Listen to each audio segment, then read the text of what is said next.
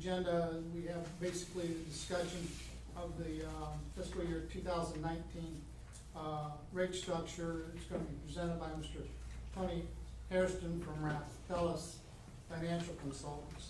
Before he starts, I want to kind of go through some things. After reading through the minutes, I recalled from our April 19th meeting, we talked about the reserves. And what I wanted to say was the reserves that we collect from our ratepayers are for repair and restoration of the system. And that includes renewal of technology and things like that. And when I came on board to the commission, we were almost reactive maintenance oriented. We didn't fix anything until it actually broke. And as long as it wasn't broken, we weren't worried. And as we progressed over the last 4 years that I've been on the commission, it's been trying to get us to a more proactive stage. Kind of like the last thing you want is for your tire to blow out on the interstate when you're driving. So to prevent that, you take your automobile in periodically to have the tires checked, and when the wear gauge indicates that you need to replace your tires, you replace your tires so that that doesn't occur. And that's kind of where we need to go. Part of, and at least in my opinion, part of what we need to do is look at the technologies that we're using. And in looking at the water lines, we have a tuberculation issue with ductile and galvanized pipe. We have issues sometimes with transite because when it gets jostled too much in the ground, it tends to crack. And then the sewer lines, we need to make sure that they stay relatively smooth, but the main problem with sewer lines is the manholes, because they're made of concrete and brick many times, or just concrete, and those tend to erode due to H2S. So when we're looking at that, that's what that money is for and what it's to fix. It's also to fix the sewer plants when they start having problems. And we're on, based on the budget, to try to collect approximately $4.5 million a year from our ratepayers to pay for those things. And that works out over a 5-year period, approximately $22 million total to do that. That's still probably not enough, but I think that at this time, that's the most that we can ask our ratepayers to give in that respect. So I just wanted to open with that and talk about that. The other thing that I wanted to talk about real quick is on, we're going to go through the Rathfellas speaker in a minute, but whatever decision we make today, if we decide to stay with the current rate structure and not change our rate structure, I think that this is a very good effort for us to understand how rates are set. And the product that we have out of it is a model in which after today, no matter what decision we make, Mr. Duncan and his staff and John can go through and do what-if drills of maybe different ways to look at the rate structure. One of the things that's kind of important, and a number I'd like you to keep in your head, and it's a rough figure, but if you base our rate structure and our funding requirements based on REUs, you take the total number of REUs that we are accounting for in our system, and you divide that into the $30 million that we think we need, the average water bill for one REU should be $55. So that's a pretty good number. Now then, as you go up in usage, such that if you're a large commercial restaurant and you go through 20,000 gallons of water a month, then of course that would be 20 times the 55, and that's about, I can't figure that real quick, 1,100 a month that you would pay. And people can look at that and see what their rates are, and then see what it is. When you, at the low end, and you're using one, the way, under the new system, you'd pay approximately $28. Well, somebody has to make up that difference between 55 and 28. And so that's what the volumetric dollars do, is make up that difference. So there are a lot of things to consider in setting rates and establishing rate structures. So, with that, are there any comments or questions? I just had a couple of quick things to say. I wanted to make sure before we get started today, and I'm assuming we're virtually at the last rate workshop we'll have before we start. That's correct. Do the rates and announce the budget changes to our public. I want to thank Tony and Joe for the excellent work they've done. We gave them some pretty difficult, I believe, goals in trying to improve affordability while we improved revenue stability and equity amongst our customers. And in some ways, those goals are they fight each other. They're not mutually exclusive, but it's difficult to achieve both at the same time. But I want to, again, thank them for everything, get started, for all the hard work.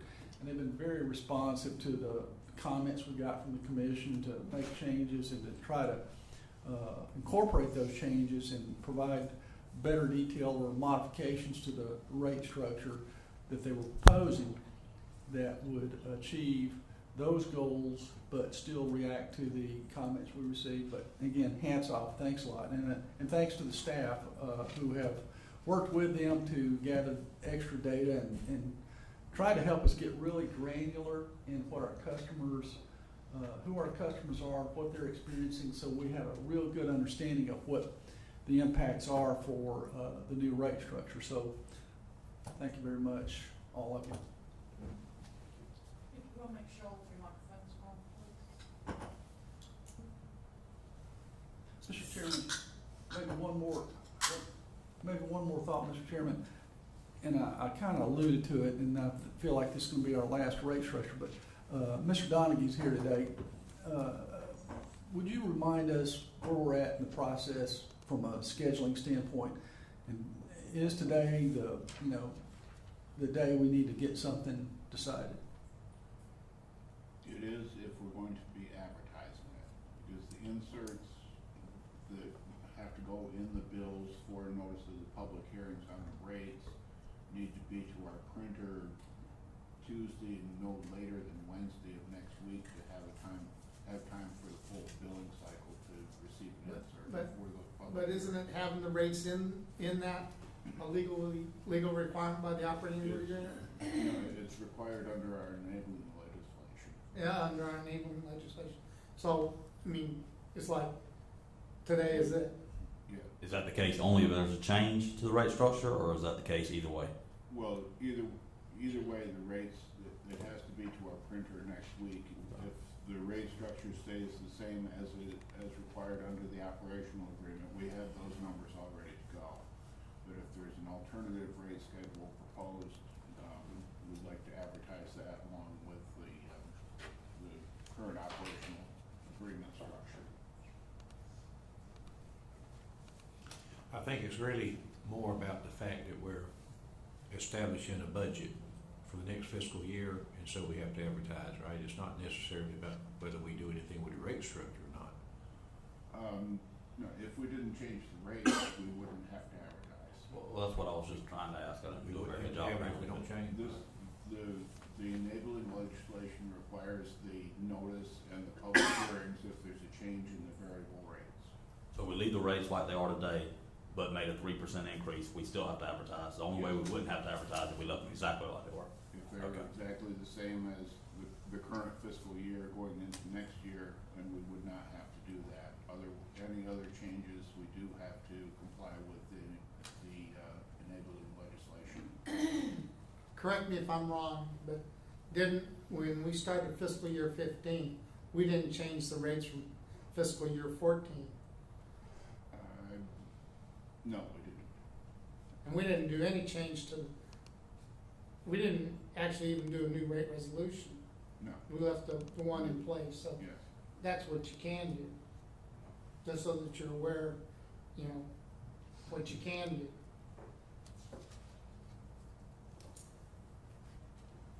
Okay.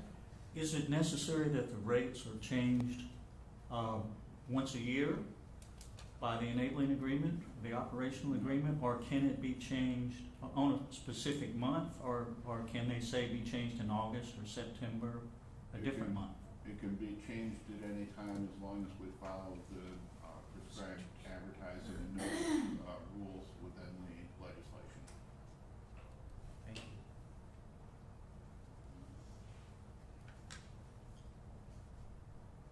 Okay, questions or comments? We have two, Don't. like a public comment. Oh, we do have a public comment? We have two.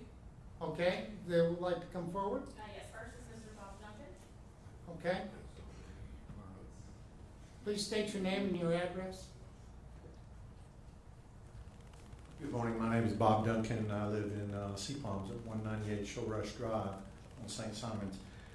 Just a comment or question, and you can give a response later, is does the commission intend to post what the increase would be based on per REU or per 1,000 gallons for each of the customers, so customers will understand relative to their monthly consumption and their neighbor's consumption, for that matter, what those changes would be. And then the other is I understand the commission is considering the change in the base rate, and it would presumably impact all consumers, but that it would include 1,000 gallons in the base rate for consumption of water. I've had numerous discussions with a number of customers about that, and many customers are concerned that the lowest consumers are going to see the largest percentage increase. So I'd ask you to respond to that. Thank you. What we were talking about earlier about sending out the rate structure, that's how we notify the public of what we're doing. And the largest percentage increase, that's kind of a, when you look at the actual number versus the percentage, it's not very much money. And I know that that's probably not necessarily a good answer, but it has to do with how fixed portions of bill work versus variable portions of the bill. So you're dealing with the variable cost versus fixed cost, and you wind up with percentage changes that may seem like out of whack, but you don't necessarily when you look at the actual number of the increase, which I think last month you said it was about $4 at the lower end. Is that correct? Yeah, we're gonna get into all this. Yeah, don't present it today. There's a lot of nuance that we'll get Yeah. into. But, you know, just percentage-wise is really a good way, not a good way to look at this. You have to look at everything. Okay. Next comment is. Let me make one other statement, Mr. Duncan. What you need to understand is over the relevant range of 1 year in which we provide service and we collect revenue, our costs are generally fixed. We have very few variable costs. Yet when you deal with a volumetric charge, that is a variable cost based on usage. And the way the rate structure is now, those people at the higher end kind of get a bad deal out of the whole thing because they're picking up the increases on the volumetric charge that we need to meet, such that lower consumption doesn't pick up. So that's why I said what the $55 was. And so that's how that all works. Ms. Carol Schmidt. Hi, I'm Carol Schmidt, 130 Lakeview Circle, Brunswick. And I'm just here kind of along the same lines. I'm the low-end user. I'm a full-time resident. I use water every day, but I'm conservative. So my bill is $1. But if it's only going to be a $4 increase, that's okay. But, you know, I feel like I would be penalized for conserving water. I've been in areas where we've been on water restriction and odd even and all of that, and I never have to worry. I do not water grass. Grass is not important. Another area that's always concerned me for 10 years is the fact that I have not gotten my deposit back. I feel like it has been a donation. I moved out of, Georgia Power's given me my deposit back, Atlanta Gas, Clayton County Water, so that's also a concern. Yes, ma'am. I'll respond to your last concern. The staff is working on a proposal to bring to the commission to refund deposits after a certain period of time. I don't know when we're gonna do that, but I haven't intended today, but this is taking over. okay. So we've heard that message Yes, and are taking action on it. 10 years. Okay. Thank you. Mhm. Okay, we ready? I am. Tony? Mr. Harrison, come?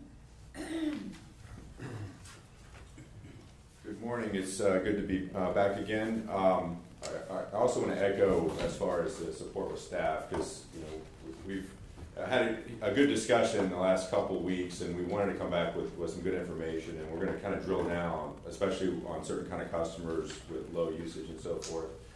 But do appreciate the help, because we asked some definitely some questions along the way. And last time I didn't have Joe Williams. Joe's with us again, and Joe's been a key element in helping us pull everything together. You all asked very good questions, so we want to come back with more detail as we go through today. And what I'm going to do is go through a PowerPoint, and also I've got some additional detail I'll hand out in a few minutes. So really what we see is sort of three options. The operational agreement rate, so the ones that are formulaic based on what the operational agreement says, and then the other two would require changing the operational agreement. Last time there was a request to show what would 3% across the board be, so that's one of those, and the other one is what we call the new rate structure. It's the one that's evolved, and we've talked and had questions, and it's the one at this point would include 1,000 minimum gallons. So those are the options for consideration, and then the next couple of slides just are the actual rates themselves. So I'm not going to really delve into these other than, this is your current rate structure, which would be changed according to the budget by formula. The next page, slide on 4, is if you took your existing rates now and just increase them across the board by 3%. And you can't do that under the operational agreement because it's specified in the to be according to the budget and according to the debt, but that's what the rates would look like. And then finally, with the new structure that we've been discussing, just kind of walk through again this, the new structure is on the left side are the fixed charges, the base charge, which would include 1,000 gallons per month, an REU charge per REU, where a typical residential is 1 REU, but a commercial establishment could be 1 or could be several REUs. We'll talk about them in a few minutes. Similar to sewer as well. And if you add those 4 together for anyone that has combined water and sewer, it would be $28.50. And ma'am, I think earlier we were talking, you just have water only, right? So you would just have the water under any of these structures. So, but most customers have both combined water and sewer. So we speak a lot into those terms because that's the vast majority of your customers. We do have some handouts that break out water and sewer a little more detail as well. And then you have the usage charges in the blocks, which apply to all customers. Before we introduced concepts of having either a uniform rate for commercial or some other structure. So our instructions back were to have a common rate structure for all users. And on the sewer rates, it's a uniform rate, no billing cap. A couple meetings ago, we talked about the billing cap concept for those that irrigate and not charging for sewer above a certain amount for residential. We were asked to go ahead and remove that, so that is not in these rates as well. So just to kind of recap, and really what I'm going to do is spend a couple slides on the numbers as far as financials and rates, but I want to spend after that, we'll come back to it, but after that I want to really drill down to the customers, the low-end customers and so forth. So the two potential changes in the operational agreement, the across the board on the left and the new rate structure on the right. So the across the board would continue to have differing bills. So depending on where you are in the service area, you know, the dividing line with the city and counties a little bit to the north of us there, and with the island and so forth, we continue to have separate rates. 0 gallons included in the minimum bill. Equal percentage increase for all customers. It'd be 3%, and it maintains the fixed charge revenue recovery. About 28% of your revenue would be from the fixed charges. The new rate structure would consolidate the rates. It wouldn't matter where you live; you'd have the same bill. Minimum bill of $28.50, 1,000 gallons included. The conservation blocks for all residential, non-residential, and would increase the fixed charge recovery from 28% to 34%. So you would, originally we discussed a 2,000 minimum option, which increased that even more, but obviously, concerned about how that might impact low users. That's now only 1,000 minimum, so our recovery is 34%. So how the rates are derived are based on the following costs. In total, on this slide 7, the bottom right-hand corner is $30.69 million, so call it $30.7 million. The breakdown between water and sewer is about 10.4 in water, 20.28 in sewer. That's based off of your budget and allocated between water and sewer costs in each area. And really most of that, the change is in the sewer side. Your costs are a little bit more in the sewer than the water. But overall, $30.69 million. Now, if we break down the 3 components of your rates, you've got your base charge, you have your REU charge, and your usage charge. And on the top is the water, and on the bottom is the sewer. And you can see the cost components based on your budget for each of those. For example, the water base charge is $2,532,417,000. You have 27,792 billing monthly accounts. So whether it's a residential or a large user, everyone would have that their count is towards the 27,792. That's an average of 760 for a rate. I'm going to break down that 27,792 for you in just a few minutes. So same with this, the base charge of the sewer revenue target, $3,691,709. Billing determinants are less. You have, not everyone has sewer service, and that's 1306. Importantly, those base charges include what you currently capture in your admin charge, what you call the admin charge, plus it includes some O&M for that 1,000 gallons that's included as well. So some of that O&M shifts from variable into the fixed column here. The next column, the REU, with a revenue target of $1,194,000 for water and $2,883,000 for sewer.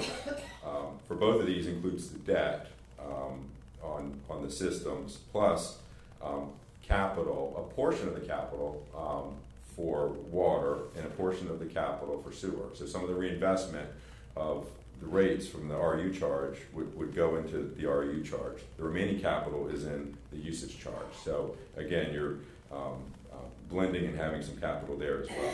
We'll talk about the REU breakdown in a few minutes as well. And finally, the remaining costs, the usage charges. You see the revenue of $6,677,000 for water. You see the billing determinants of $3,094,189. So that's in 1,000 increments as they're billed, and includes that a gallon, say at 30,000 gallons a month, is billed twice the amount as a gallon at, say, 2,000 gallons a month. So that $3 million figure is based on the tiered rates, in short, and we can provide a breakdown on that if necessary. But that comes to a unit rate of $2.16 for the usage. Same with the sewer. The calculation is a little more straightforward because the billing determinants are just whatever goes through the water meter. It's all the same rate. Is $7.73. So in total, on water against $10,000,004, on sewer it's $20.2 million. And we think this cost allocation is important because you have some customers that just have water, okay, and you have some customers, a few, that just have sewer. And we'll talk about, you have a very large customer that has they have a separate water and sewer meter that uses a lot of sewer. So we want to make sure that we allocate the costs between the two. And towards the end of the presentation, I want to kind of focus on residential, and then we'll go to the non-residential. So, Let me ask a question on the usage rates, the total usage charge there.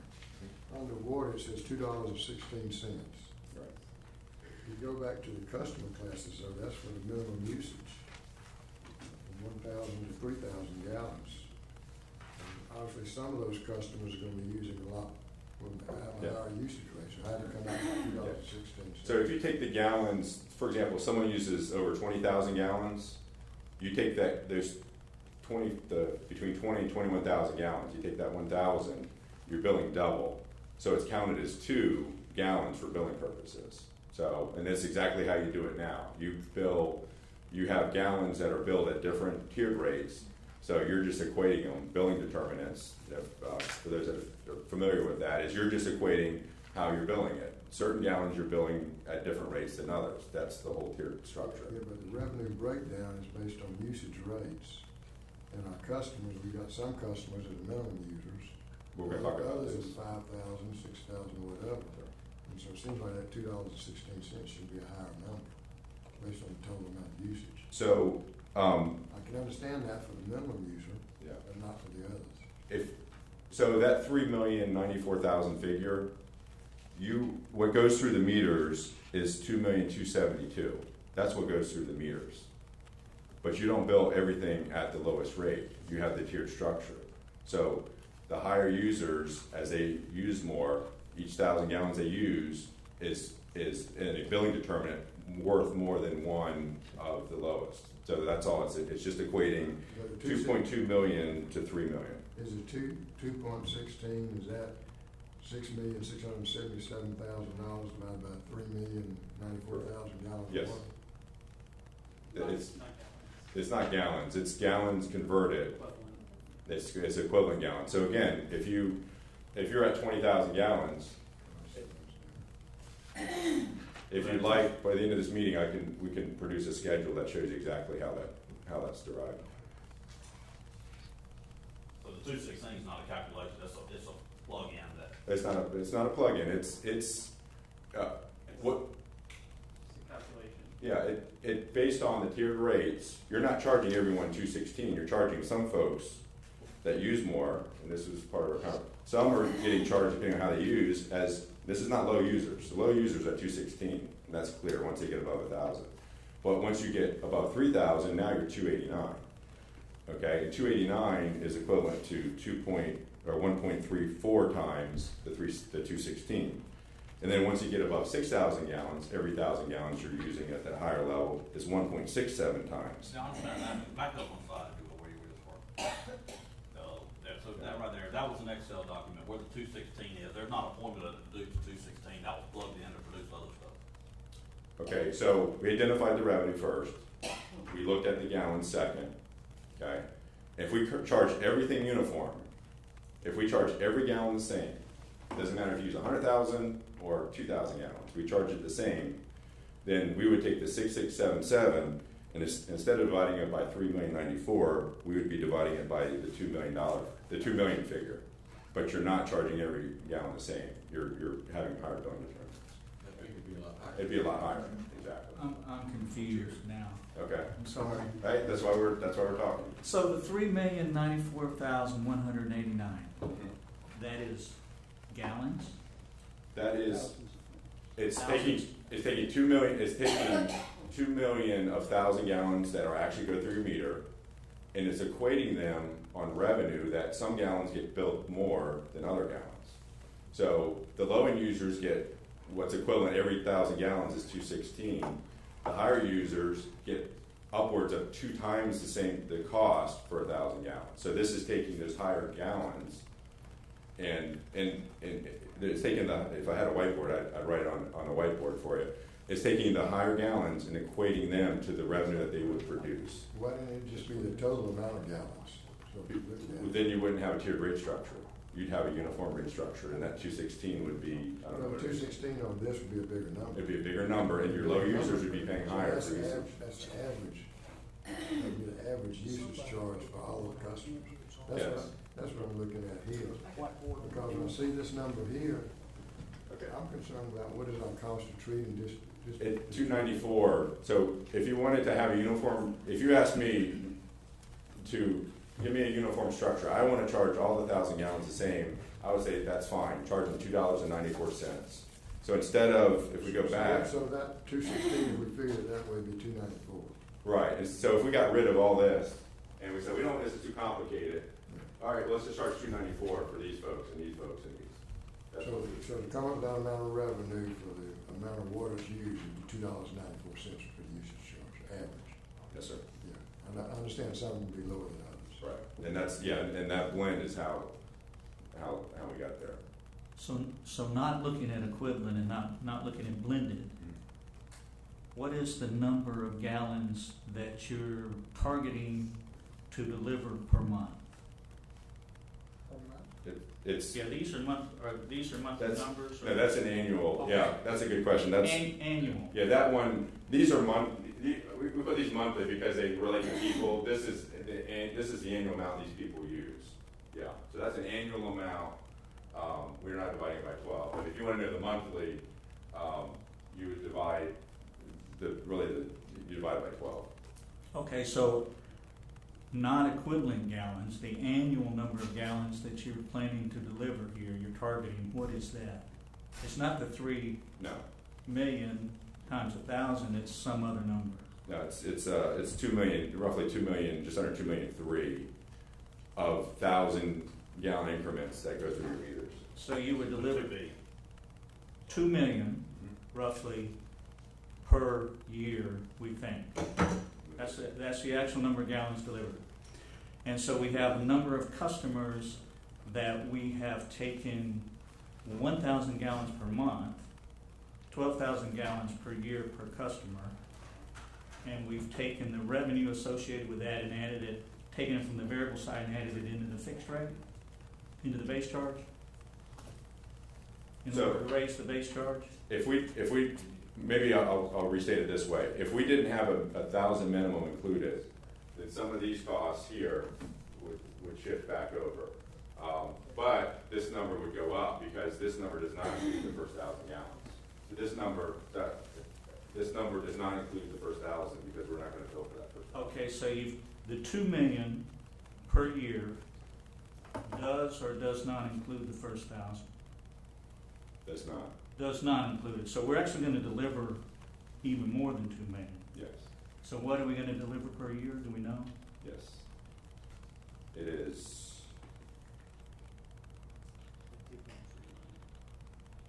2.3.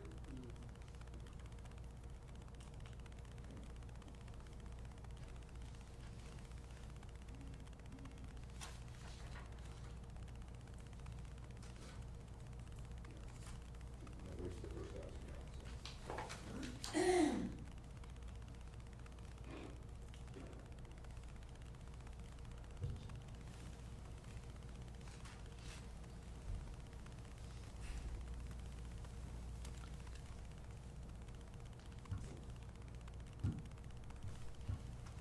Is each resident charge an REU charge of 2.27 for the water bill on this rate structure? So, we got here.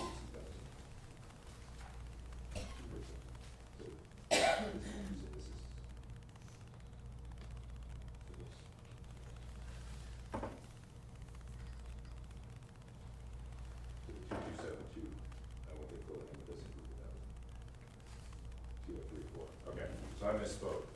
The 2,272,000 does include the first 1,000 gallons. If you take out the 1,000 gallons, it's 2 million. So, which would mean that 216 would even be higher if you charge a uniform rate.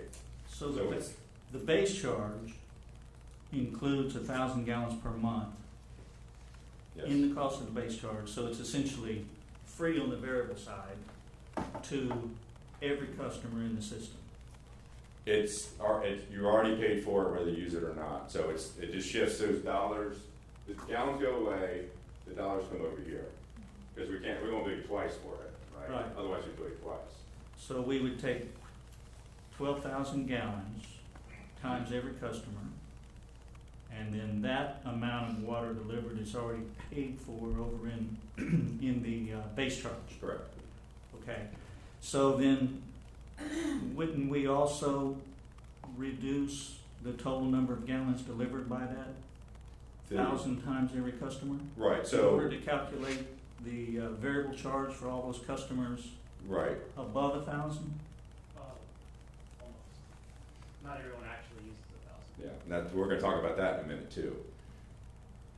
Why do we have this kind of chart up there if the numbers don't jive between, like base charge, we got the revenue target, the billing determinants, and the calculated rate. It seems like, I just don't understand why the 2.5 million divided by 27 doesn't equal 7.6. I don't understand. Divide by 12, those are monthly accounts. It's easier to think about, we could have put, multiply times 12, but you know, you think in terms of you have 28,000 accounts, so if you divide it by 12, you'll get the 760.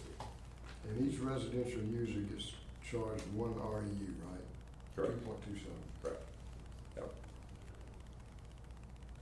Do we know what the cost to treat and distribute water is per 1,000 gallons? Well, all total, it is, What our actual cost is to treat and distribute water? all total, it is $4.58. $4. If you just charge usage charge, you That's- charge. That's the actual cost for us to do the work. That's To distribute. that's the cost of everything from metering to your capital to your operations and so forth. And what's our cost to transport and treat wastewater per 1,000 gallons? Do we know that? Yes.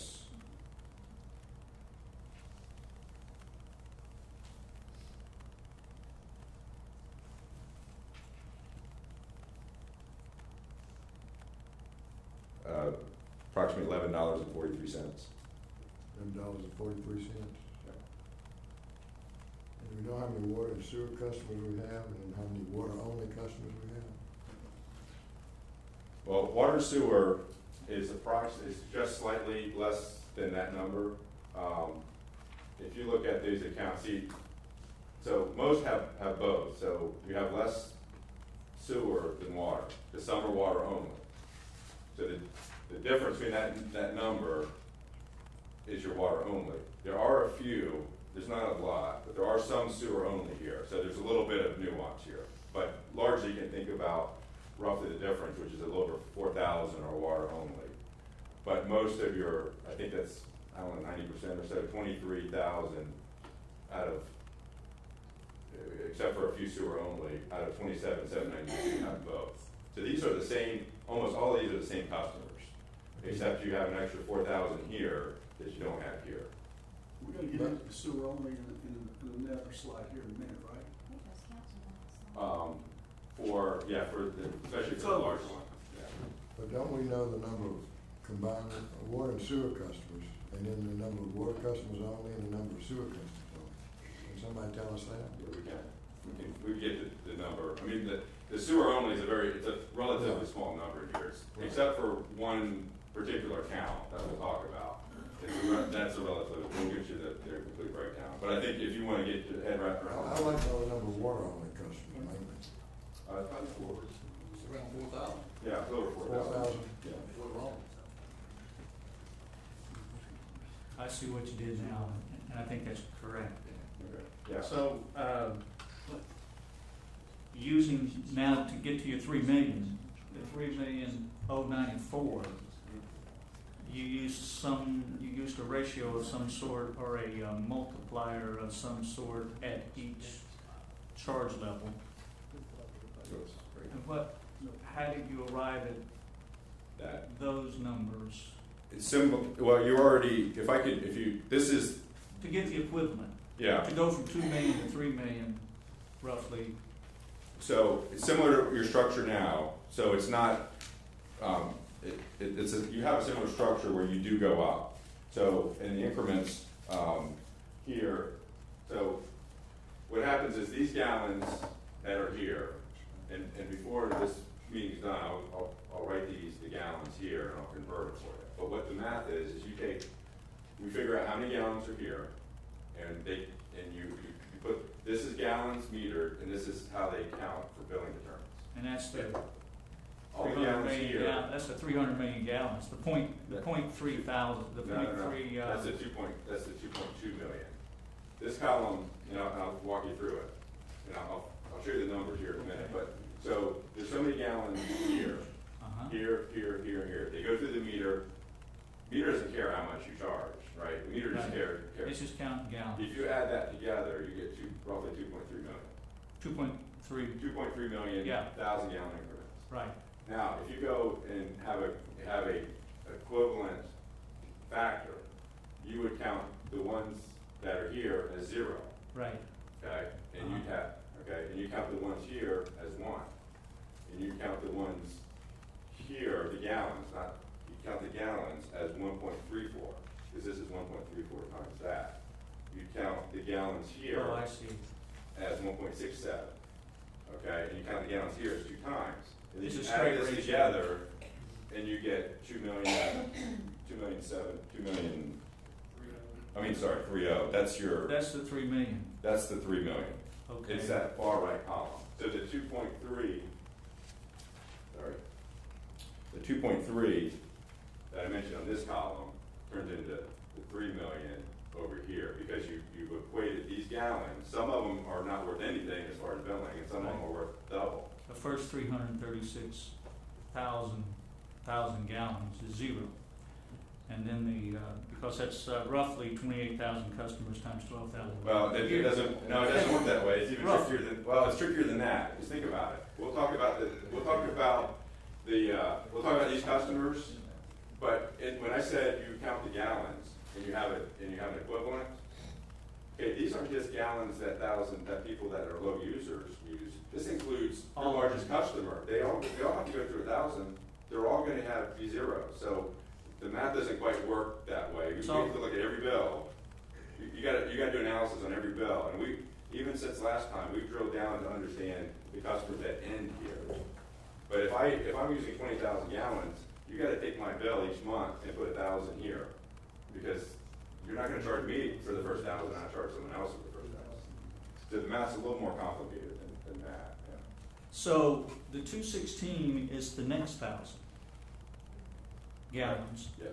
And the 289, the customer paying 289, using 3,000 gallons to 6,000, he's getting his first 1,000 free. He's paying for the next 2,000, he's paying 216, and he's paying 289 for the next tier. So he's going to pay every tier all the way up to his usage. Sure. Okay. Yep. I see. And I would just say, you're not getting it free. You're paying for it. You're paying for it here. You're paying for the first 1,000 here. It's just we're not going to charge you again for it. If you happen not to be in town, and we'll talk about them, folks that aren't in town every month, you're still going to contribute that first 1,000 gallons, whether it goes through your meter or not. So. Thank you. I think I understand your math. Yeah, you do have to do what's called bill frequency, if you're familiar with that, or billing analysis. You got to take the gallons and flow them back to where each of these tiers they went through. It's like a tax rate. You go through and you pay so much, and then even the top earners pay the lower. They go through the lower rate. It's the same thing here.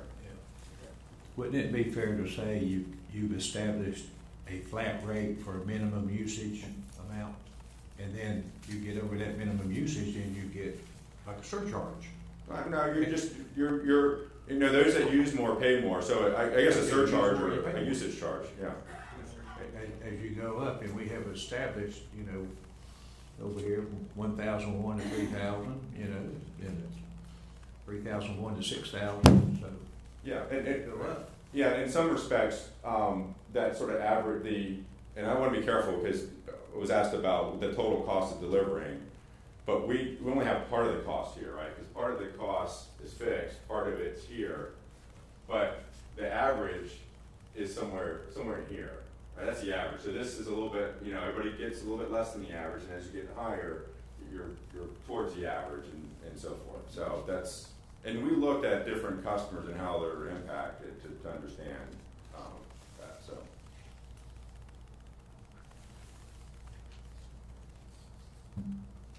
And as I said, probably before we're done, I just want to make sure I can, the chart that I was sort of walking you through, we can actually put the numbers here with the total and all. If I had a little more time, I would have put it in here, but we were just trying to get this together for today. Any other questions here? We can come back certainly. Because I know this, it takes a while to get your mind wrapped around it. We understand it's. I have one more question. Sure. It's kind of bugging me, and that's the $30,690,000. Where did that number come from? That's based off of so that's based off what your revenue is currently. A little bit of growth for next year. So we look at all these determinants, and this includes a little bit of growth for next year. We're being conservative. And so we're taking what you would do if you didn't change rates today, and we're multiplying it times 1.03. So to get that number. And what we heard, because one of the things we did since last time is make sure our costs aligned with the budget. And so the directive was at 3%. So we took what you would otherwise have at 3%, and what I heard before the last workshop, before I got up and spoke, was that if there was any surplus that above cost here would go into reserves. Correct me if I say the wrong term, right? There were capital reserves. So that's where that's derived. It's basically taking what you would be receiving already without doing anything and increasing it by 3%. And so it does include the reserves. Correct. Yes. But the $30,690,000, that's based on the actual usage rate, this past year's usage rate, with existing customers plus a little bit of growth. Right. Correct? With the new rate structure. Right. You increase the number of customers. Slightly. You multiplied it by 3% rate increase, and then that's how you came up with the 30 million. And that, did you then adjust it based on our last budget meeting, or is that a different number than we're seeing in the budget? Yeah, the budget, so the budget's slightly less. I believe it's like just under 30.2, something like that. So it's targeting something above that. So it's more in capital, which got distributed between water and sewer. But outside that, every budget line item got allocated between water and sewer depending on its source. Like the wastewater treatment plant costs got put on the wastewater, the treatment plants costs on wastewater, and the water plant costs and distribution on the water side. So this is allocated between the two. So the 30 million will not under-recover what we have in our budget right now. No, it's designed to recover 30.6 million. Now, what's a slight increase in new customers? Slightly, I don't like that term. Well, I think essentially none in the city, and maybe no less than I think less than 1% total, about 0.5% total through your whole service How area. did you come up with that? We looked at the growth trends the last few years. I would say, I would bet things may be tempering. I'm not sure. You've grown at a faster clip than that recently, as we look at your historical billing and your revenue. So it's somewhat conservative. We don't know what's going to happen, and certainly you never quite know. You pretty much count if you have people living here, they're going to use a certain amount of water. You're never sure how the weather's going to be. You're not sure how the economy's going to be. Maybe on the island, I hate to say it, but I've worked with some coastal communities and in the Panhandle, we're at the deep horizon, and it's like that all the revenue is seasonal. In 2010, it didn't. So, but that's how it's put together. Was any other change because of the tap fee? Anything in? That went down? Yeah, it's hard to say. That's because that only affected non-residential, and non-residential's is a smaller part of the growth.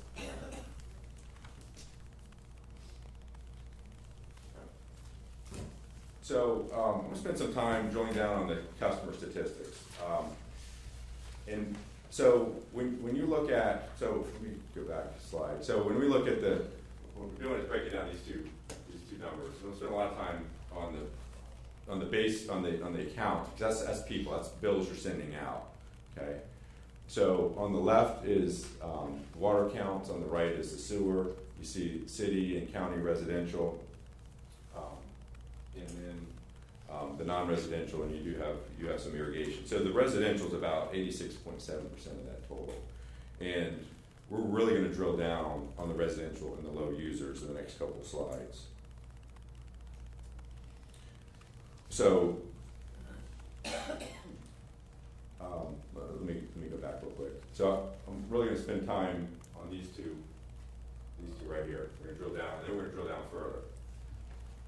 This is what I think we all want to understand based on our discussion. So on the left is the city residential, and the right is the county residential. So those are the first two rows from that previous slide. So this breaks down the accounts, but this is actually bills divided by 12. Okay, and we take the bills and we put them into buckets of where they terminate. So over the course of 2017, which this data was derived, you had 6,580 on average per month bills that were somewhere between 0 and 3. And the way you bill, this is really important, the way you currently bill is it's either going to be a 0, a 1, a 2, or a 3. It's 4 choices. There's nothing in between. So, and that's important because to try to figure out who uses like under 1,000 gallons, we had to dig even further, and I've got some information for you. So, and in reality, the other thing we're talking about is you can't always think about that there's 6,580 people that always use 0 to 3.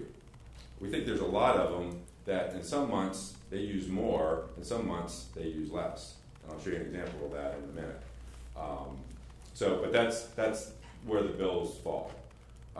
Most of them 0 to 3, a lot of them 4 to 6, and then it trails off from there.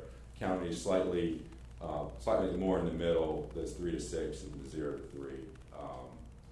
So that's that breakdown. So came up with a term, consistently low user. So this is getting into really the nuance of billing analysis. So as I mentioned before, those buckets, a customer can be bouncing around, but I think one of the things we heard the last couple of meetings is we're concerned about the really low user.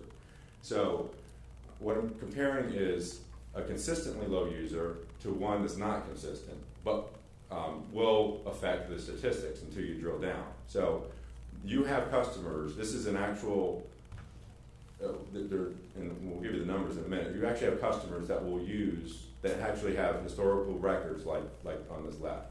1 month is 1,000, next month is 0. 1 month is 1,000, next month is 0. And it's like, what's going on?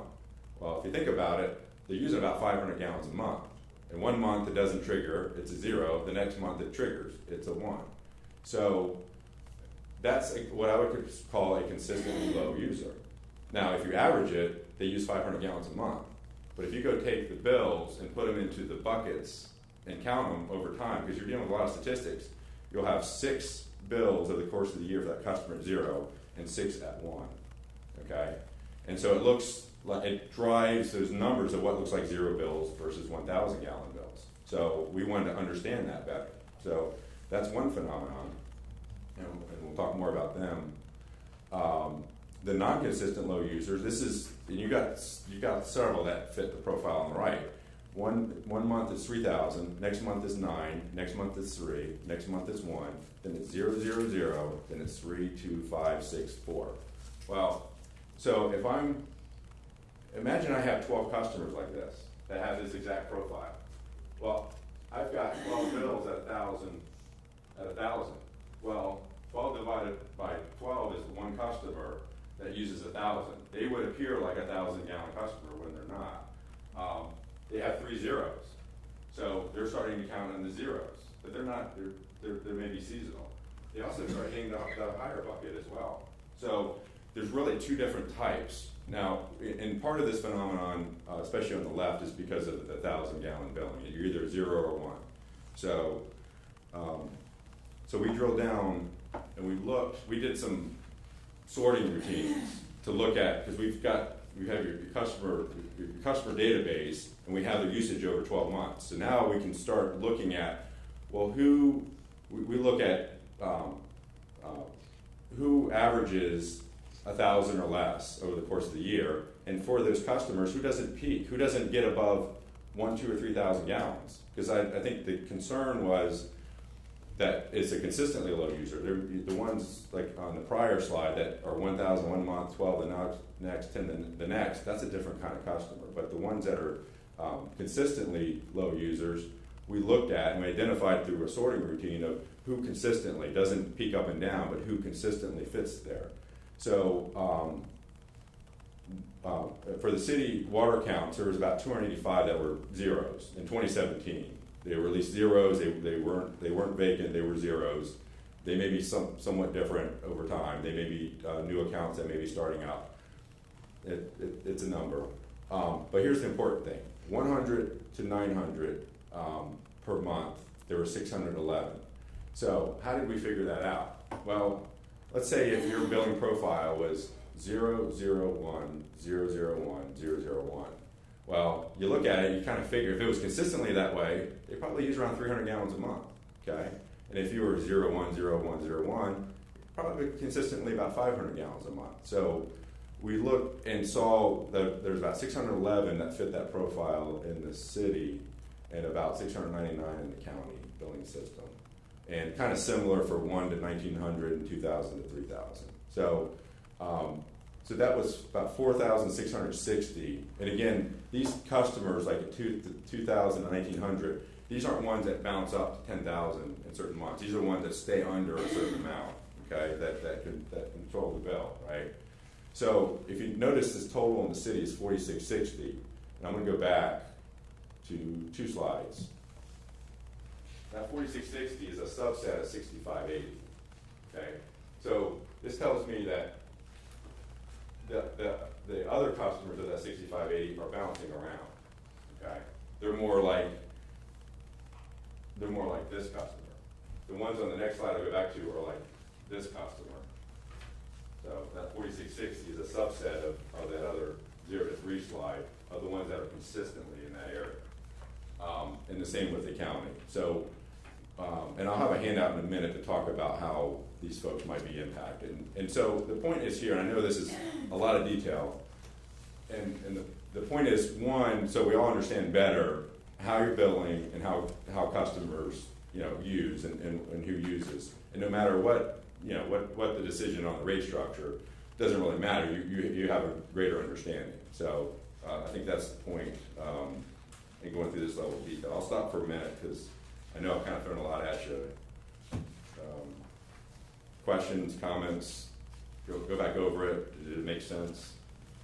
Are we planning on changing how we build per gallon rather than per 1,000 gallons? At the first of the year, we're going to be building down to the gallon, so a user will know if they actually use 100 or 500 or 1,000. They'll know every month exactly what their usage is. Are you aware that we're going to be doing that, Tony? Yes. Yes, So sir. would that change the amount of revenues that we're going to have, or is it going to be about the same? It should average out because again, and we'll talk about how I'll have a handout that shows how a consistently low user gets billed. So I think the short answer is it averages itself out. I'm pretty confident of it, but I think for your knowledge, for your customers' knowledge, those that really watch the water meter, I think it's a great service for them. Certainly. So when that happens, when that goes into effect, are we gonna bill a prorated amounts per 1,000 gallons, or when you hit the next 1,000 gallon mark, you're automatically billed for the whole 1,000 gallons? Well, you're gonna get a prorated amount based on exactly what you use. So the first 1,000 gallons will be free. If you use 1,200 gallons, for example, the first 1,000 gallons is free. That next 200, you're paying 1/5 of 216. Yes. Okay. Yep.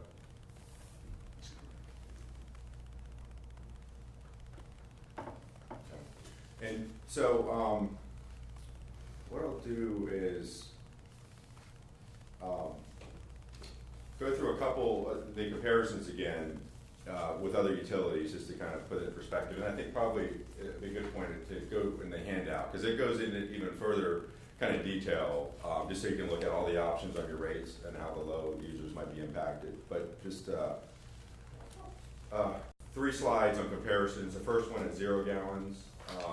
So make sure I get in the right order. So the current rate structure, or the 3% across the board option, those first 2 that I mentioned, would be kind of the low end compared to these others, $20.30 and $20.82. Under this other structure that I've been talking about, if that's the route you go, you'd be more in the middle at $28.50. But that's a dead zero user, or anyone under 1,000. Really, it's under 1,000 gallons in that month. So, using that example. Now, if you get up to 1,000, okay, you use the minimum. Like I'm just going to use what I'm already paying for, right? So some people, really accept that challenge. So under your either your current rate structure or the 3% increase, those darker arrows, you're at either $29.77 or $29.67. Under this other rate structure, because we've shifted some costs to minimum gallons into the fixed portion, the ones that actually use 1,000 would be pretty much at the low end here at $28.50. So the consistently low users would actually have a lower rate under this structure. Now once you get to 2,000, it's kind of it's where everything kind of meets at this point. At 2,000, you're pretty close, although there is a differential. The current rate structure is a little higher, $39.04.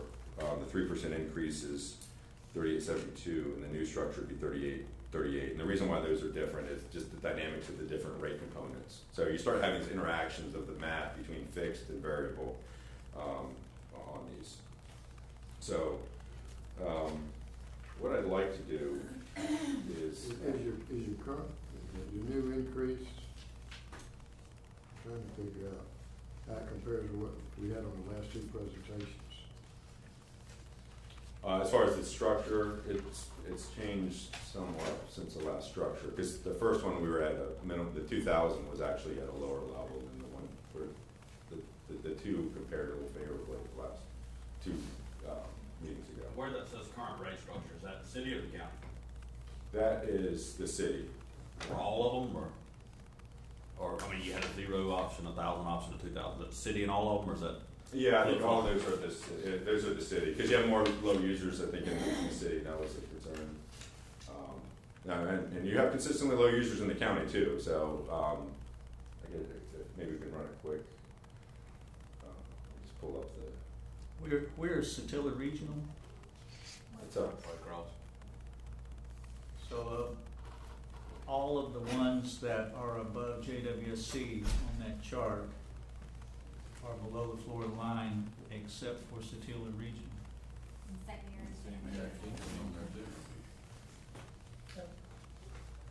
One of the things, it's really hard to compare utilities because, as Commissioner Turnipseed and I were talking about, they have fairly low rates in Columbia County, which is where Augusta is. But most of that infrastructure has been put in the ground within the last 15 years. So there's not really a lot of maintenance that goes along with that infrastructure. And a utility such as we have, almost all of our infrastructure is old. And so we have a lot higher cost in, doing preventive maintenance and replacing systems. So I think it's very difficult to compare utilities after I've looked at this for about 4 or 5 years. Mr. Chairman, one other comment on that to follow up on what you're saying. I think one of the other things you got to think about too is the number of accounts you operate, and the more accounts you have, obviously your overhead is going to be spread out more, and they're a larger utility. I agree it's difficult. I certainly appreciate that comment. It is difficult to compare these utilities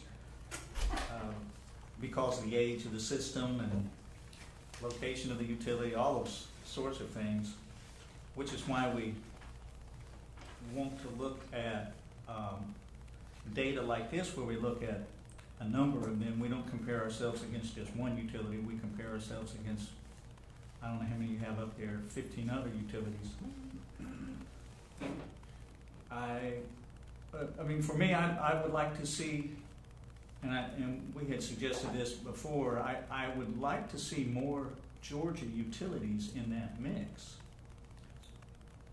I mean, for example, I'd like to see, I'm curious, where's Atlanta fall on there? Now, we're not in Atlanta, but we are in the state of Georgia, and Atlanta is in the state of Georgia, right in the middle of it. And, you know, we've all heard about the water system up there and how expensive it is and that sort of thing. So I'm wondering, well, where does that one land? And then you do have Macon. That's great. But there could be some others that I would like to see there. I'm just wondering how we land in comparison to the other counties in the state of Georgia, or the other utilities in the state of Georgia. Are you hooked to the internet? Yeah. Do you have the North Carolina, University of North Carolina, I believe it is? The Environmental Finance Center. Yeah. Can you Yeah, get that's that right. and bring up Atlanta's and Savannah's? St. Augusta. Yeah, well, Augusta, because it is gonna be different. You have to remember that we have a very, very low cost in water production. Once the well is dug, the only thing we're doing is putting the chemicals in it to keep it, pure, and sending it down the distribution system. Atlanta doesn't have that. They have big reservoirs that they have to maintain, and that's, some cost to them. Savannah pulls out of, I guess, the Savannah River, since They're wells. well, they still have all wells. They got problems. Well, they got a pollution problem, though. But they wells, they got one big water plant for the industry. Yeah. Have they all got debt recovered? Do See- they all have debt recovered, like we've got? Yes, I don't know about that portion. I mean, with the other deal. I think they do. I mean, There's very few statistics. I don't know whether it's the percentages are. Yeah, I mean, that's what I'm saying. They're two the ones that are here on this. But it can be, quite an effort to get to where you compare it. If you'd like, while Joe's kind of looking up some others, we can go through this and then come back if you'd Okay. like to continue. It's Sure. up to you. Okay. So, sorry for the small print here. I'd like to walk through, basically talk about the consistently low users some more, talk about broader bill impacts, because there are going to be bills going up and down. Okay, we talked about this last time, and then talk about the overall revenue recovery. So the first, I don't know if I can bring this up. So the first table behind the cover sheet, what this is designed to do is drill down even further into your consistently low users. And on top of it says low user cost comparison by rate structure option. So again, no matter what your option is, if nothing else, it provides you an understanding of who are consistently low users. What it doesn't include, so for example, in the Brunswick on the left, estimated number of customers. At 100 use, there's 43 estimated customers, 243, at 343, at 443. So how we got that, because we did have to put some judgment into this. We looked and found 172 accounts. If you 4 times 43, there's 172 that were consistently had a billing profile that was something like 001, 001, 001, something like that. So there was 172 of them, and we just assumed they're somewhere between 100 and 400 a month. I really doubt there's anyone at 100 or 200, but again, you really can't tell. You can tell that they're consistently low users. And then there's about 440 between 500 and 900 gallons a month, or a billing profile like the one I showed you before, like a 01, 01, 01. That would be a 500. So we took the 440 of those and divided by 88. So the interesting thing, if we look at the 500 monthly use line under Brunswick County, So the interesting phenomenon is the current cost, this is before you do anything with any rates, is $20.96. And it did, something that we learned is that there's a 75-cent hydrant fee on the current. So when we were looking at this, we were wondering why our numbers didn't match, just because that current column has a 75 cents. The other columns don't, because our understanding, because our rate structure doesn't, and my understanding these other rate structures do not as well. So the 75 cents is in the current, it's not in the others. So that's a little bit why And it won't be in the others, or it's just not in your calculations? So if we go to the new structure, we're not charging the 75% maintenance fee? No, well, because we're not spending that much, and I don't wanna take money from the customers if we're not spending that money, what we say we use it. So, yeah, and just part of that, I think that revenue offset came off the budget, so so how this works, and we spent some time thinking about, do we show this in 100 increments or not, as far as the cost, and we decided it's probably better just to have it the way that you currently bill. So let's think about because I think most of these customers are probably, 4, 5, 6, 7, 800, even though we distributed them kind of evenly. But if you think about that 500 gallon a month customer, what happens is currently, first month, the register doesn't flip on the meter to 1,000. So they get billed $20.96 because on their bill it says 0. But the next month they consistently use 500. Well, they hit 1,000. So the next month they're actually at 1,000, which is $29.65. So a customer like that is actually bouncing between those two rates every other month. It's something like that. So when you compare, like, going back to the 500, the $20.96, the next column, 2019 cost under current rate structure, does not include 1,000 minimum. And that's why and the reason why it's actually lower at 2030 is because you don't have the 75 cents in there. The 3% across the board is $20.82. Again, it's lower because if you back out the 75 cents times 3%, you get $20.82. Under this other rate structure we've been talking about, if that's the route you go, well, that jumps up to $28.50. I think that's the concern that we've heard. So yes, that customer uses 500 consistently would have a bill under the way you bill right now that's $20.96. In month 1 would go up to $28.50, but in month 2 they would be at 1,000 at $29.65, and then under this new structure would still be $28.50. So all those low customers would have a steadier bill actually. It'd be lower some months and higher other months. Well, it really balances if you have 400. Because you'd have 400 one month, 800, Right. you wouldn't get a bill, and then you'd have 1.2, and you'd get a bill. But that's for short duration anyhow, but we just said we're gonna change it first of the year to be a prorated amount. That's correct. So at that point, I mean, just on some napkin math, it looks like it'd be about $26.31 a month for a 500 gallon user. Actually, Under if we left the rate structure alone and did it at 3%. I'm sorry, can you repeat? Instead of jumping around from 20 to 28, 20 to 28, if you just took 500 and averaged out under the rate structure next year, where we went to the new meters, I guess, where the new meters are showing the prorated consumption, so billing per 100 gallons. Right. They wouldn't jump around, correct? Right. Yes, no matter what. That's kind of a moot point, the jumping around piece, because it's only for a few months. Right. The reason I'm harping on it so much is the way the data is. We had a lot of questions about zero. Right. No, I understand that. I'm just saying from a concern about loading and users jumping around. That's only for. I mean, that's really going away. So what it shows is that what our analysis shows that there was about 172 that looked really, really low, that and about 440 that were between 500 and 900 gallons a month. And then you see the others from there. So yeah, you're right. It's a little bit of a billing phenomenon. Really debated whether to show it as you do it now or 100 increments. So that's the way we showed it. And the county's on the right as well. The next slide is, now we kind of drilled down super detailed. The next page on the landscape here is residential. On the top it is city, the bottom is county. The first column is water, or the first set of columns is water, at usage rates from 0 to 15. Yeah, that's actually pretty good. I have it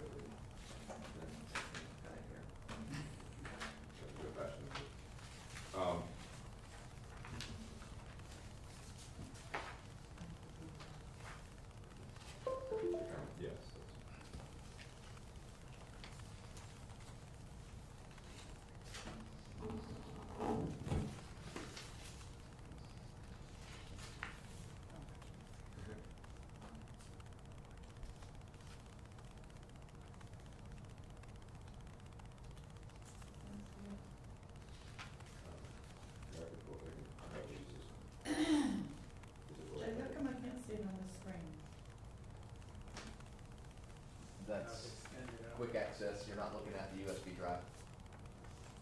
That's the recent files. Click on the USB on the left column, that left frame.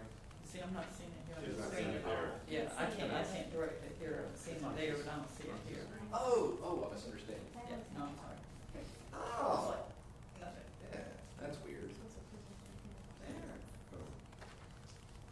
let's go to this one. Okay. And then the folders for regular shot.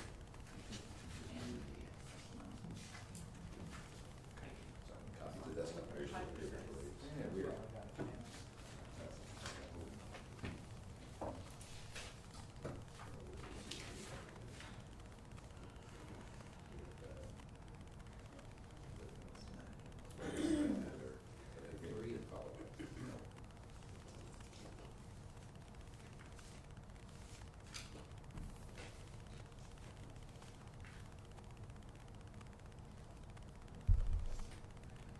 That's all right. Maybe That's click fine. where it says tools or something. If I click on tools.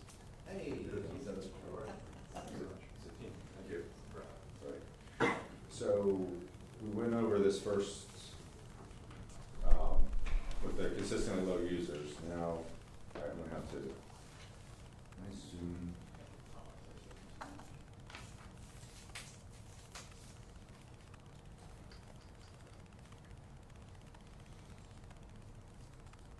There we go. All right, so there's, the first few columns is the city.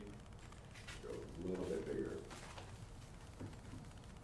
Okay, there's the city.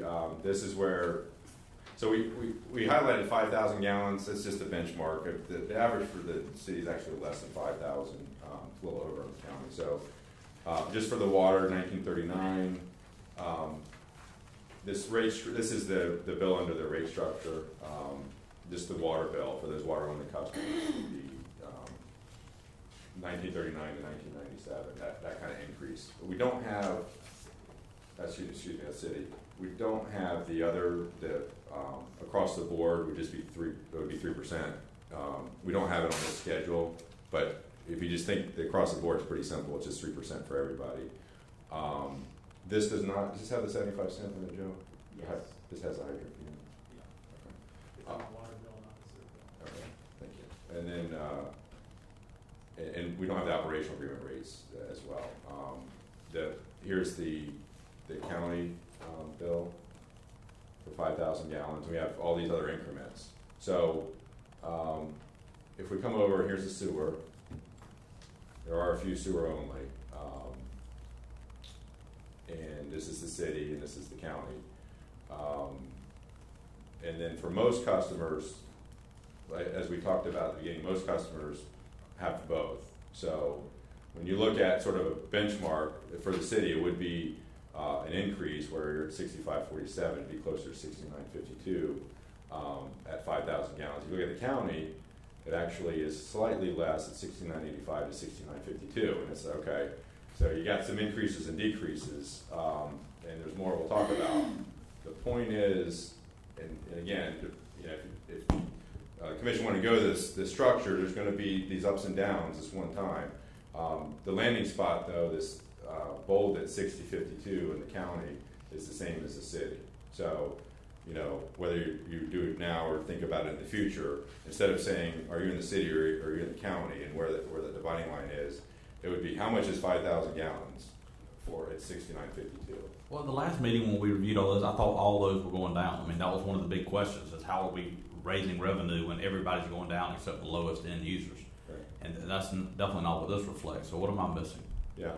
Well, I mean, like the 1,000 gallon is going down in the county. But the last time we had a chart, everything all the way down. Though. Yeah. Can we get our books from last week? Yeah, that 0 is going up, and the other, like we showed 1,000 and a 5,000 county was going down. So, and as I mentioned to you, there were folks that were going up as well. I mentioned the large sewer, and that there were folks going both up and down. The one thing we did do between last time and this time is when you look at the old presentation.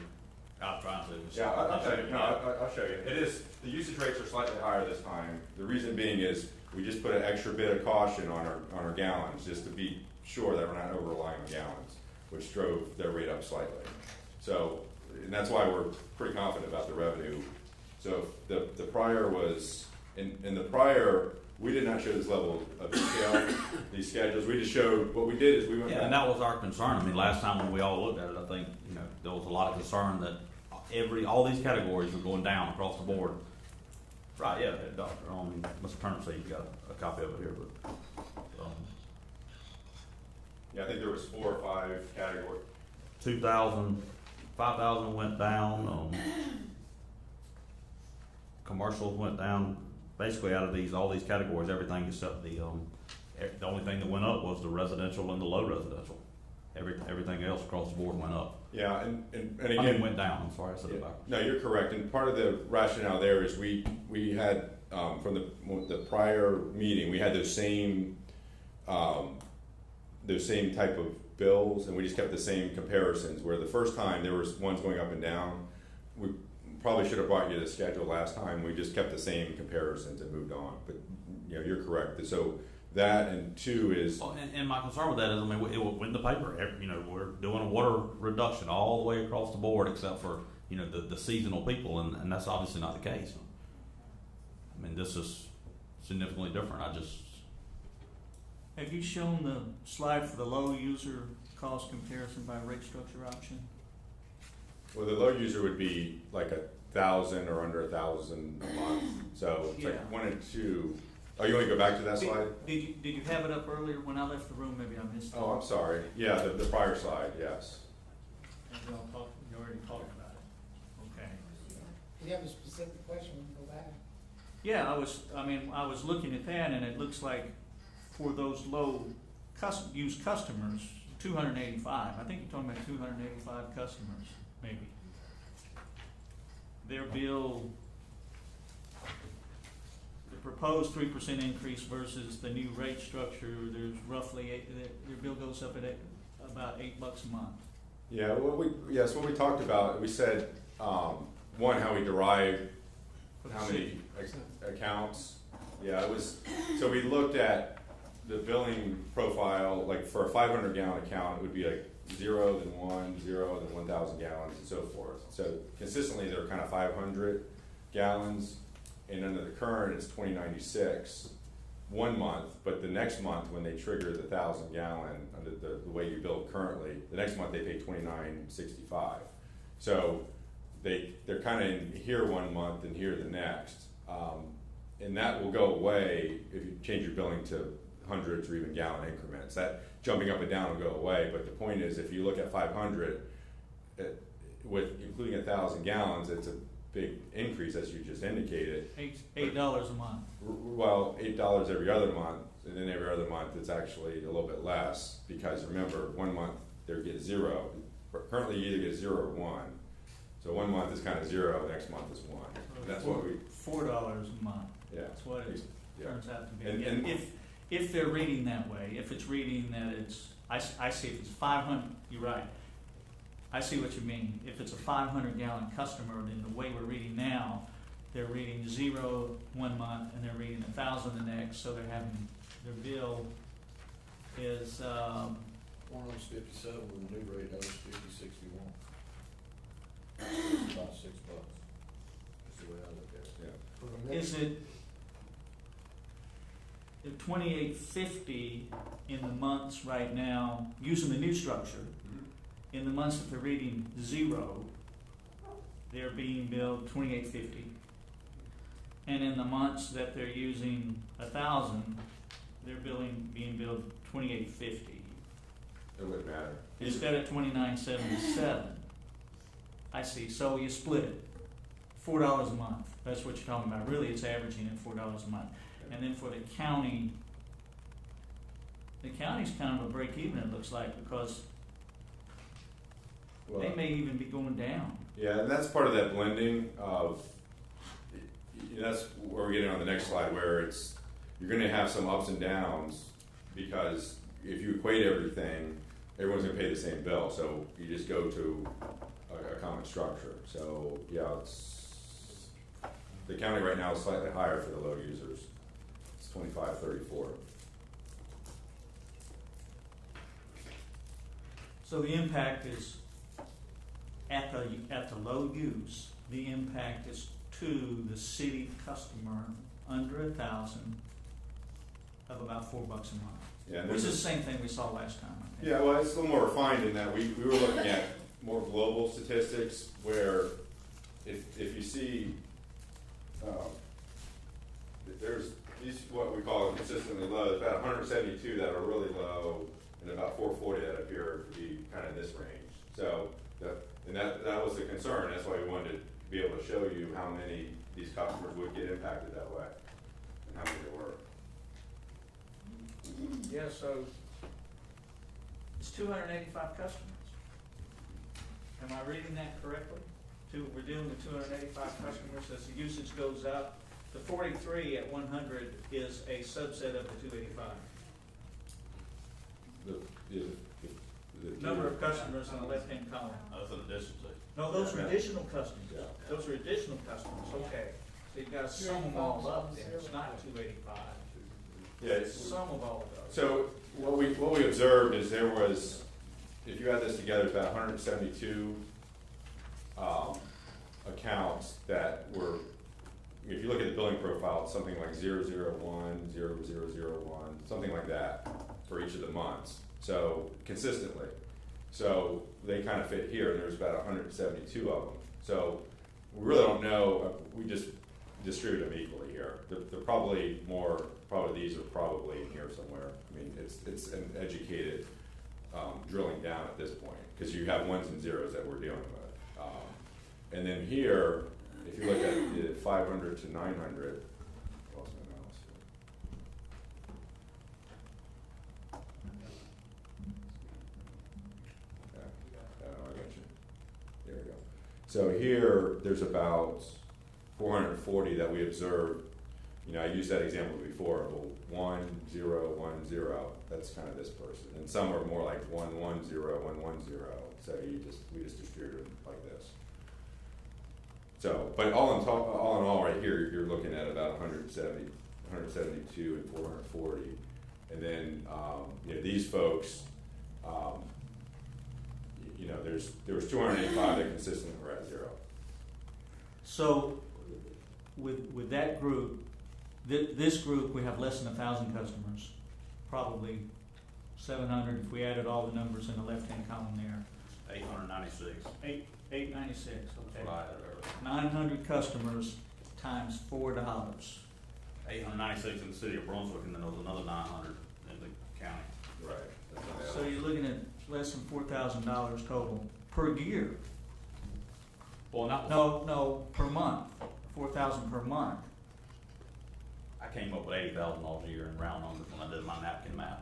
80,000 a year. Which was what we were all stuck on last time. How can we make up a 3% increase if everybody's going down? That's what we saw last time, was everybody's going to go down. That's what we put in the paper. Everybody's going to go down except for the lowest users, 1,000 gallons or less.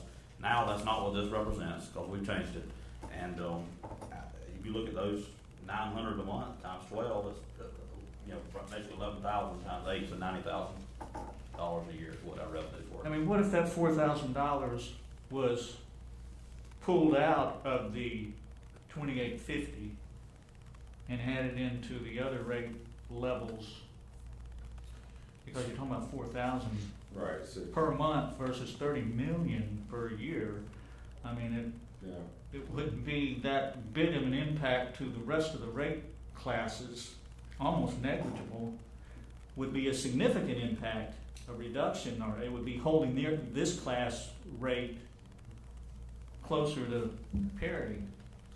yeah, you could put it more in the usage, and of course that applies to everybody. Yeah. You know, that's, you know, fixed. We're going variable first. Well, still there. Oh. That 2850 Right. is fixed. Yeah. I see. But it's only affecting those using. I mean, my 2850 would be fixed too. For the first 1,000 gallons, I use 5,000 a month, so I'm not going to curve back from 5,000 to 1,000 just because the rates went up 3%. So it's never going to affect. The fix is only going to affect those lowest people. And then, so in total, what the last thing I want to show you is in aggregate how the numbers come together and then interpret it for you so you can understand, you know, who's going up and why and what category. So, and again, part of this, I guess before I go there, just to make sure if you lower the 2850, you do it for everyone. So it does affect the math. And so on the last slide, let's see if I get.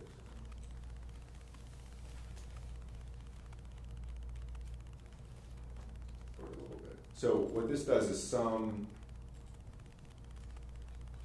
this next one, titled New Rate Structure.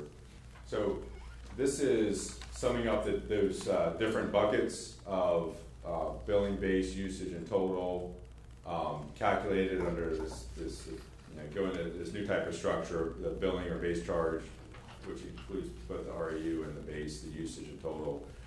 And then by each class, now, so each class, it talks about the revenue implication of each one. So, and remember, your customers, a lot of them have water and sewer, so you get these dynamics playing to get to your total. So if we look at in total, this is water and this is sewer. The combined here is, for example, with the city,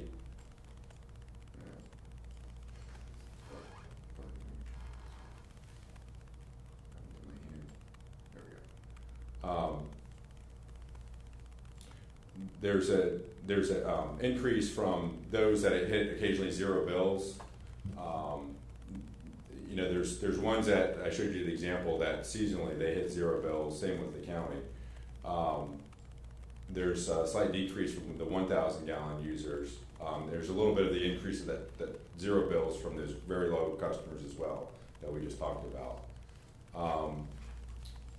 For the non-residential for the city, which is this, got city residential, city non-residential. For the non-residential, most of those are higher. There's a lot of the increase. There's a total of 414,000 from a single user. When I get back to the PowerPoint, I'll talk about a single user. It's a sewer-only customer, and we'll show you that increase, and we'll show how that compares to other counts as well. You've got the county residential that's slightly higher. That comes from some from zero bills, and again, it's folks that have zero bill maybe 1, 2, 3, 4 months out of the year. There's less in that 2,000 to 5,000 gallon range. Why is that? It's because you're equating everything the same. You're putting all the bills at the same level, so you get this matching effect, and you get lower on the non-residential for the county. And what I was going to do next is start drilling down on the non-residential, because we spent a lot of time on the residential impacts. And the other thing I want to point out is this increase is primarily on the sewer side. You notice it's not on the water side. And the reason I mentioned the cost allocation before, you went back and matched up with your budget and said, well, your water in total is about recovering what it needs to. It's the sewer part where that increase is. So that's why, and that affects the whole dynamics. So we wanted to wrap everything together and show you how the numbers work in total. And so when you think about it, it's adding up how everyone's affected together under each sort of class of customers, and what that impact is. And I know it's a lot of detail, but I think y'all asked good questions, so I wanted to point this out to you. Now, I want to go back to the PowerPoint. Can I go back to one question right quickly? Just When we start looking at the new rate structure that you propose, 1,000, 3,000 gallons, $2.16, $2.89, $3.61, $4.32. How were those numbers derived? And how was the $7.73 for sewer usage derived? okay. So go back. I'm back on the PowerPoint now.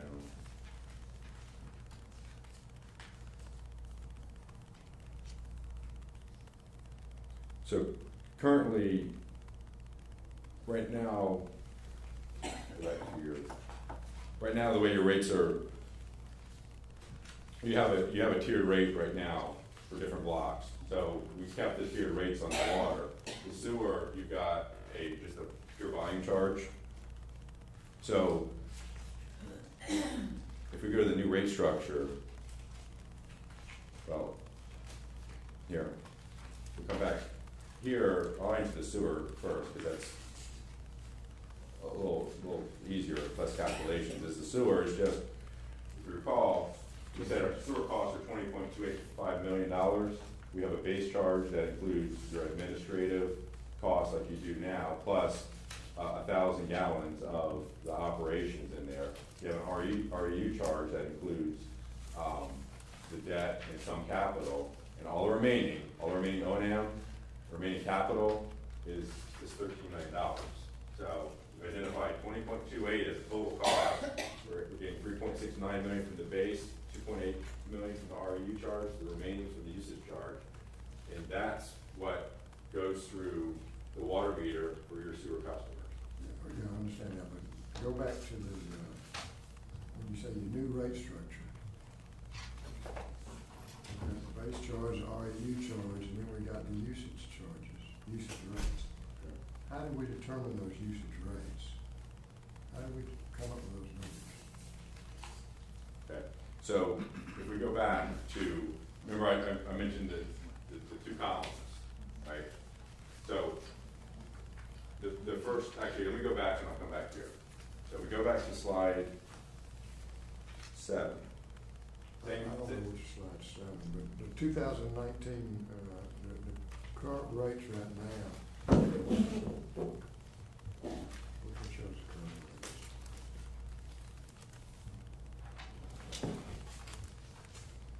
Right now, for the first 3,000 gallons for water, we have $1.54 and $1.54, and 208, 208, 259. Change those to 216, 289, 361, 432. How do we come up with those numbers? So first, we identify the total of $10 million of cost, how much you're getting from a base charge, how much you're getting from the REU, the remaining is from usage. Okay? And on the usage, you look at billing the tiers, higher water users at multiples. And if you recall, I mentioned, I'm going to slide 5. So you have a similar structure now where you charge more at higher users. So we looked and took the revenue you're needing to get from usage charges and divided through by the gallons, adjusted for the tiers.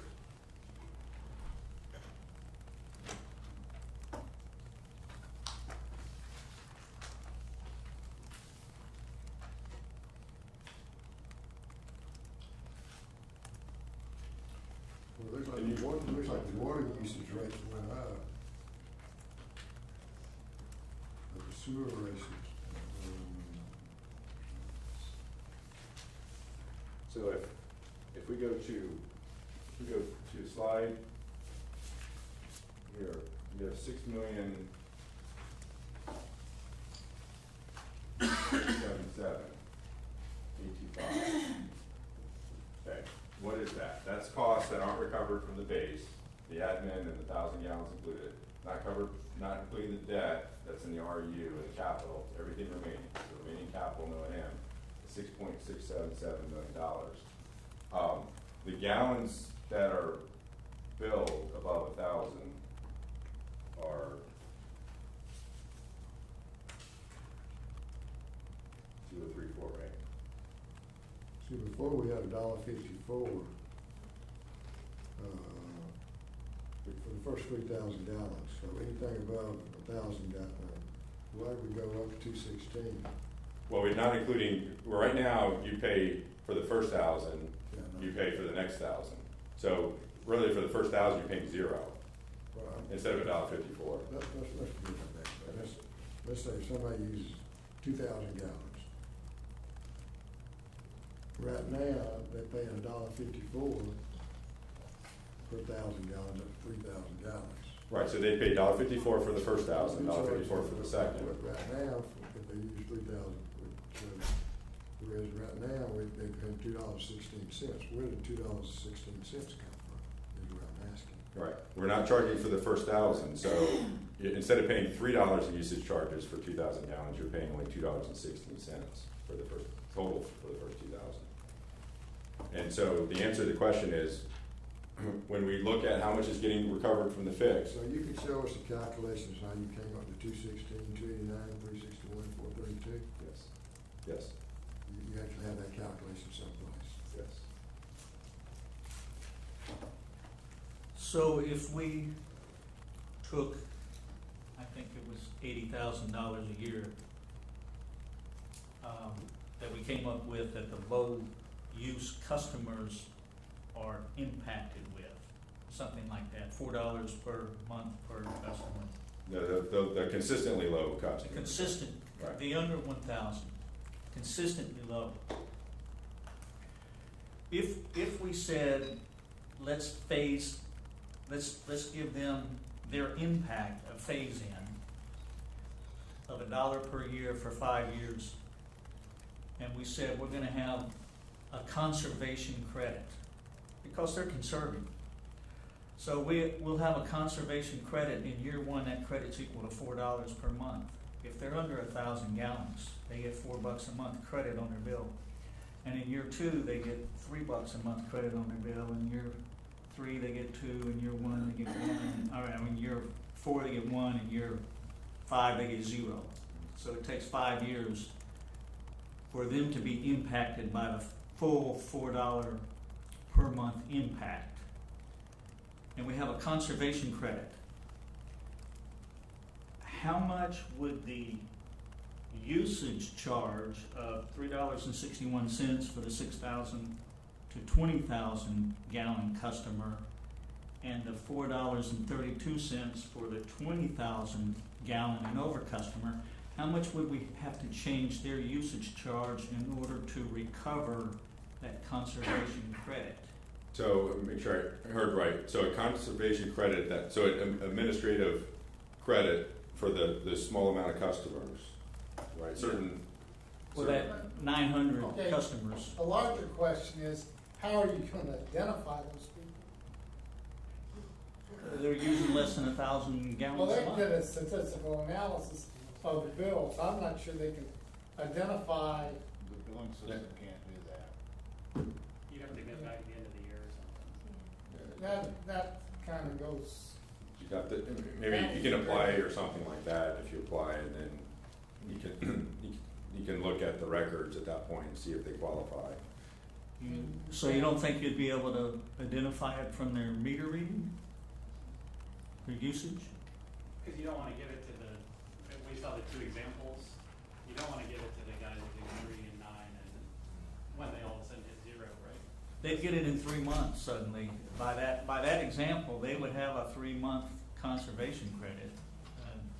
I wasn't suggesting we give it to them, but I see the dilemma there, that you would. It would be a lot more than 80,000, yeah. But the algorithm within the billing system would be almost impossible to program that into the schedules to determine that.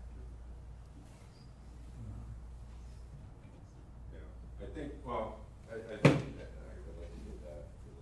So I guess the new rate structure is hung up on how do we not give low-end users, which the number was less than 1,000, is that correct? 890 something. Yes. In the city of Brunswick. Yeah. Yeah, I say you agree. About $4,000 a month. I know. Yeah.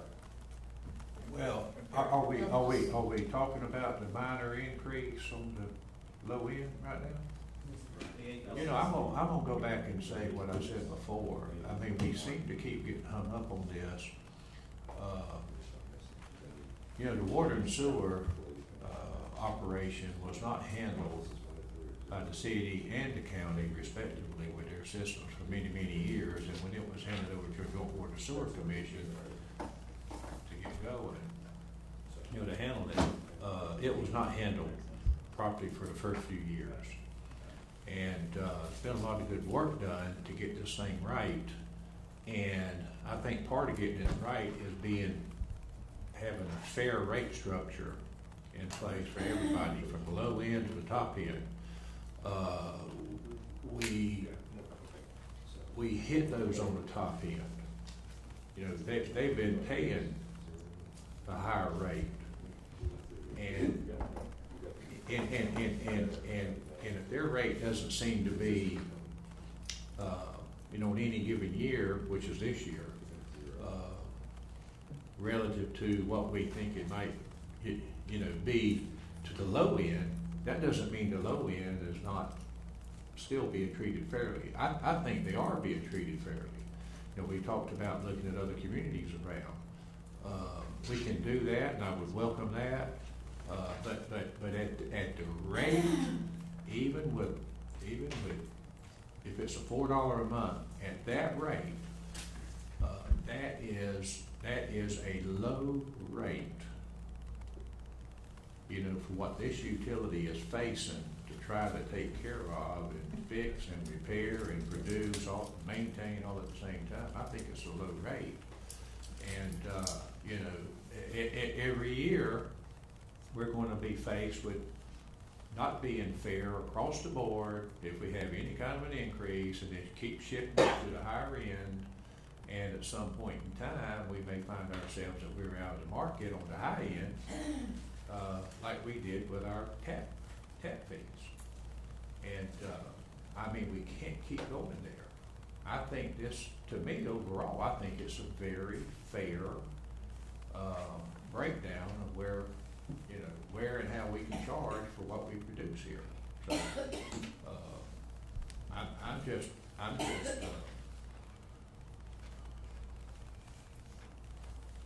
I like what I see, and I think it's fair, and that's my opinion. Well, there's no doubt one of my concerns, at least, and just talking personally, was the low end stuff. But I mean, that was just one of the concerns. You know, the other concerns, I was thinking kind of last time we were in here, we asked some clarifying questions and got clarifying data at this meeting.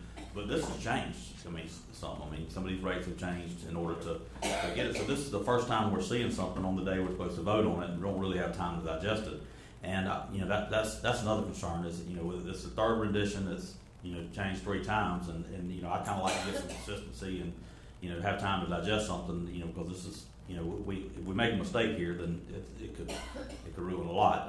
Additionally, another question, I've heard of several references to the $414,000 non-residential city increase as being, you know, mainly one customer. I don't know who that customer is, and I don't think that's relevant. I mean, just discussing here and here is who the person is. But my concern with that is if that's an industry that and again, I don't know who it is, but if it's an industry that's teeter-tottering on whether this is the right place to be, and we hit them with a, you know, $250,000, $300,000, whatever that portion of that is increase here, they might just say, you know, Brunswick is no longer the place for us. We can't afford to do business in Brunswick, Georgia, and Glynn County and Brunswick lose jobs and other. There might be some downstream impact of that.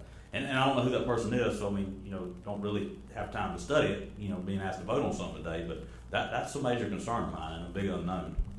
I mean, if you got somebody who's teeter-tottering on whether business is profitable in the United States or in Glynn County in general.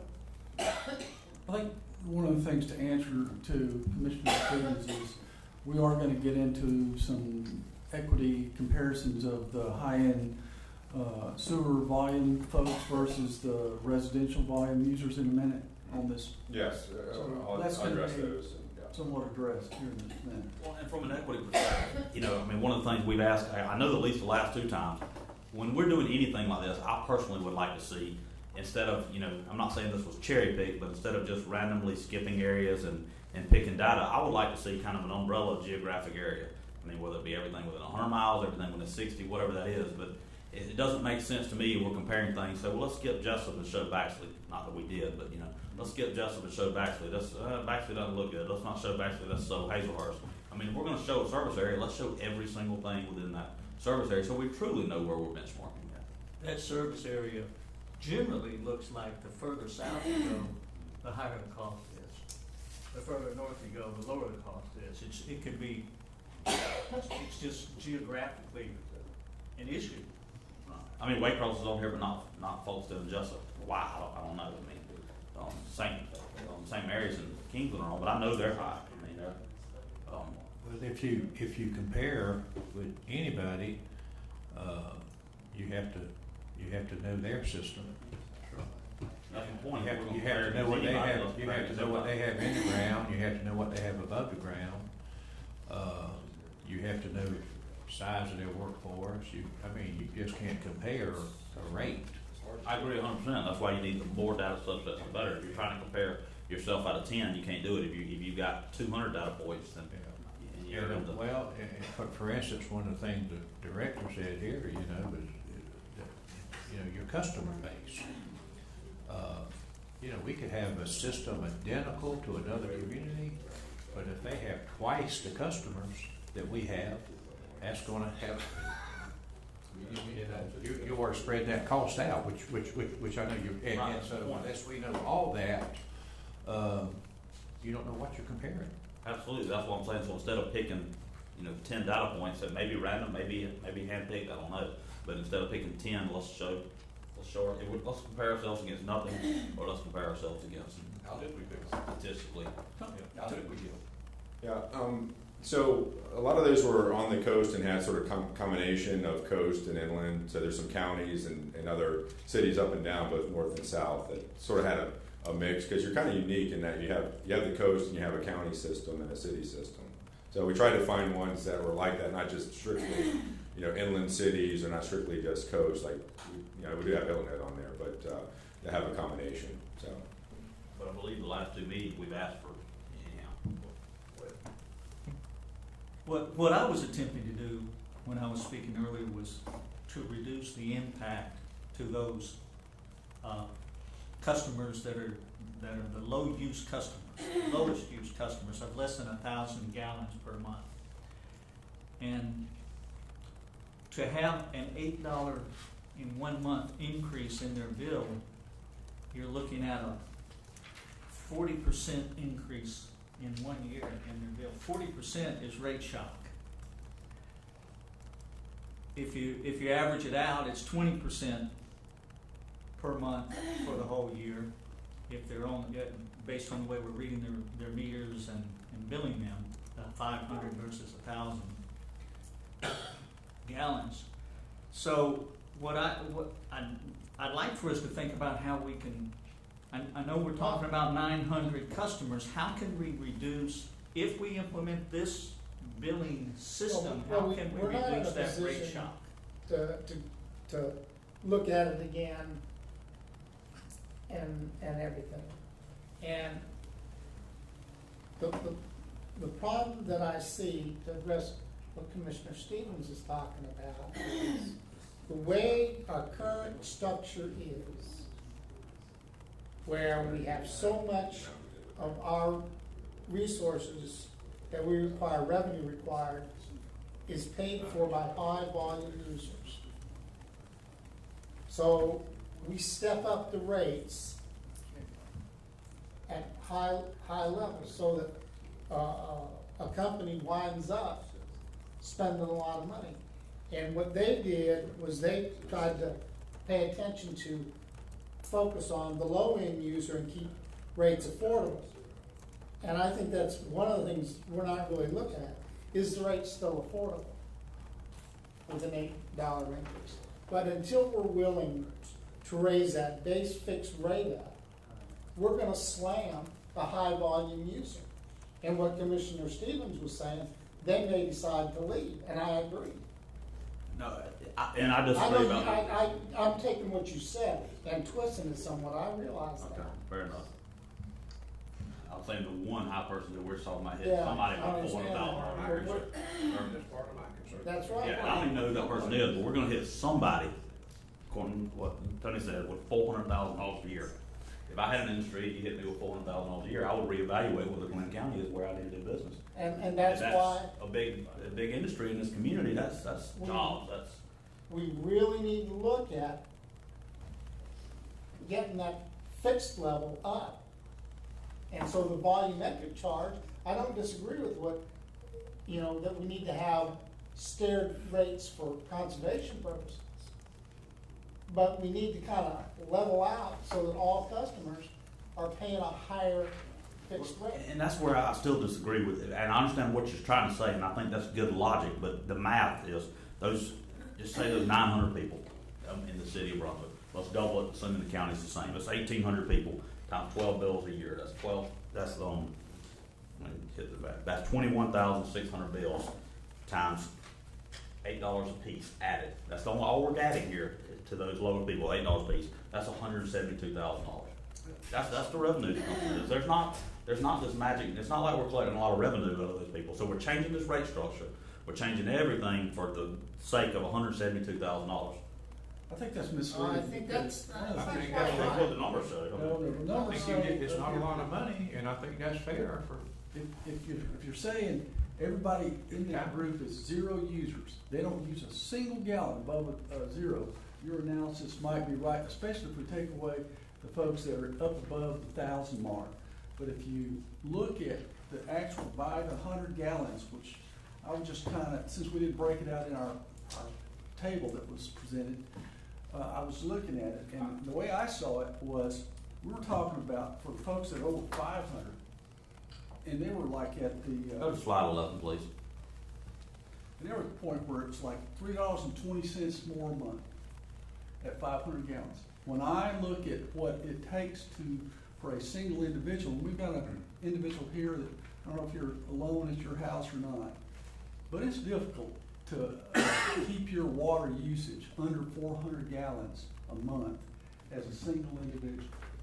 If you're doing the normal things that people talk about doing in their daily lives. We are not collecting $175,000 or whatever in this new rate structure off the backs of people using 0 gallons. I'm not saying we were. That's also what I was trying to say. I'm saying if you look at this, in the city of Brunswick, there's 896, and in the county, there's 933 people that are below the 1,000 gallons. That's the only people that the fixed rate structure is going to affect, right? Anybody who's over 1,000, they're already paying for the 1,000 gallons.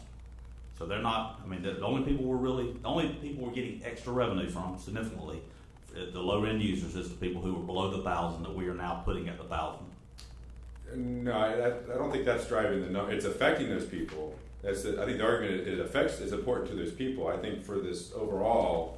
Well, maybe I'm not asking a question right. This whole time we've been saying we got to get fixed rates from the residential people. All these other people were already using 1,000 gallons a month or more, except for that subset that you're showing below 1,000.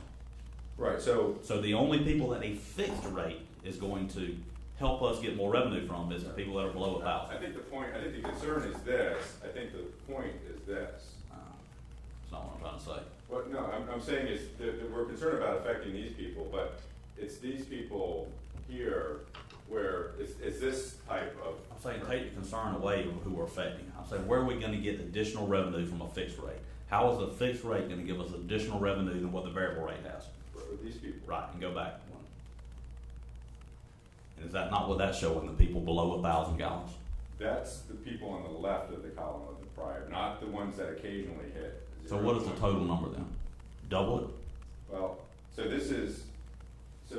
right here that are hitting, this 4660, right, 0 to 3, 4660 seem to be consistent at that level out of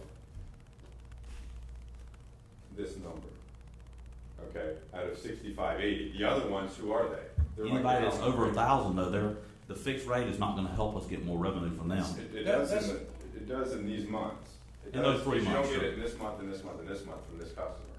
You would under the rate structure. Right? So if you imagine, so right now, if the fix goes up, what your point is, it doesn't matter for them in these months, but it matters in these types of months. There's a very small amount of revenue that actually captured by that rightmost column. That's my I point. think the bigger thing was, yeah, we get a little bit more revenue because we get a little bit more equity.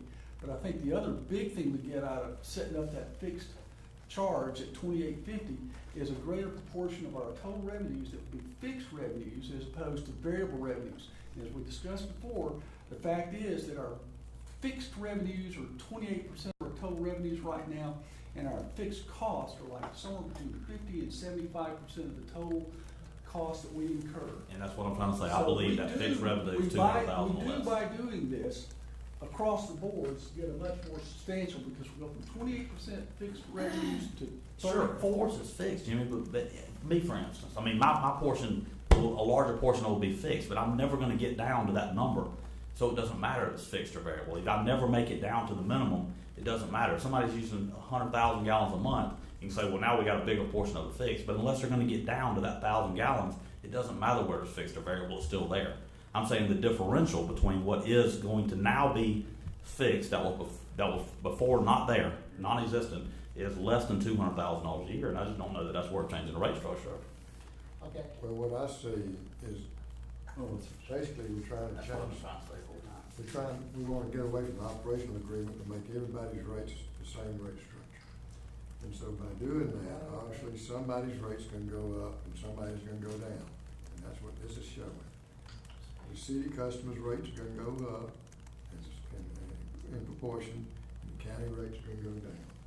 Now, the question is, will the county and the city have to approve the change in operational agreement? Are they gonna do that? We spent a lot of time on this, assuming they're gonna do that. How do we know they're gonna do that? I'd hate to know we wasted all this time and they're not gonna do it. Well, we don't ever know for sure. Yeah. But my guess. That's what we need to realize, that's what's happening. The Brunswick rates are going up, the county rates are going down. And one industrial customer we're gonna help with. Well, historically, they have. What's that? Yeah. What's that? I say historically, they have. I want to make another point about the low users, because this is important to think about when you change the billing to gallon increments. And this is part of the challenge of putting this together. Almost wish we showed 100 increments. So this is a customer with water and sewer combined. The combined cost per 1,000 gallons under any of these structures is close to $10. It's just under $1 per 100 gallons.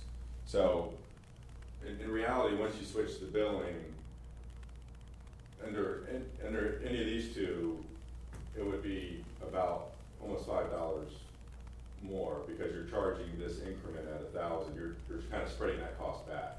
So it's really like close to $25 under these options. So it is higher under this option. I'm not trying to dispel that concern, but you're going to have that, and you're basically going to smooth out the bill a little bit. But in reality, once you make that change, it's not going to look like this. You're going to have the increments. Even further than that, I'm saying the fixed rate that we're all saying is gonna save the utility is, the fixed rate equates to less than $200,000 a year. That's all we're getting out of the fixed rate, because everybody else is above that anyhow. It's already there. I think what you're saying is we're stepping into this type of rate structure. I see the fixed portion growing a little bit every year, and the volumetric charges being reduced somewhat every year. If you had zero revenue growth, you would slowly but surely transition to where you had more of your cost being billed under the fixed rate system, or more of your revenue generated through the fixed rate system, and less on the volumetric. And I agree with that statement, it's just that would money. be good for high-end users, restaurants, and things like that. And I want to address one other thing. Out of curiosity, I was trying to figure from what I know locally.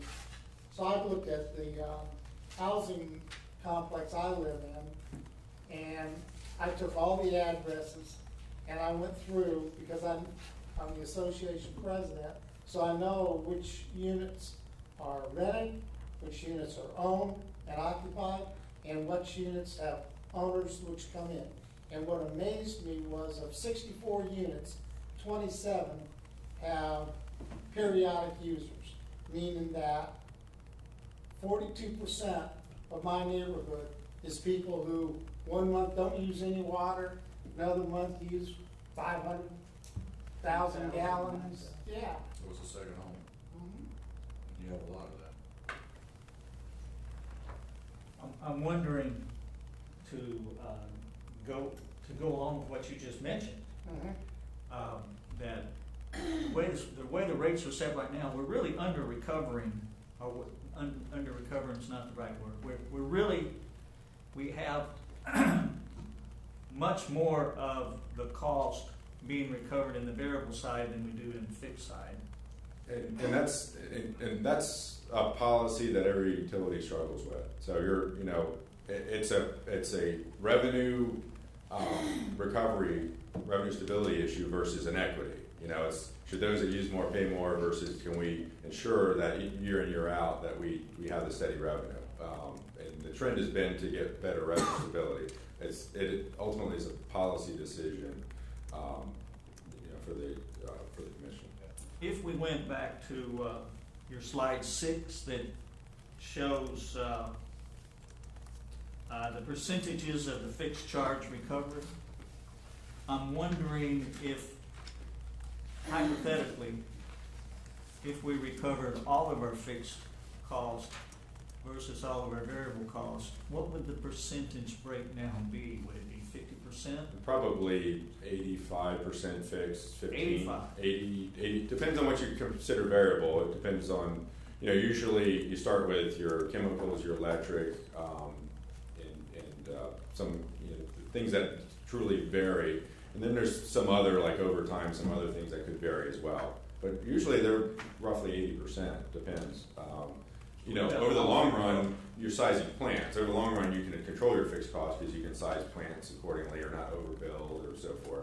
They're very fixed. You think about what you have to staff and the field work and so forth, and actually just operating the plants has some minimum level. So that's the conundrum of the utility business. It's mostly fixed, but to recover that way, talk about low users getting an impact, you would really, you'd get everyone be closer to the mid $50 range instead of having something in the high 20s or 30s. That's the real thing.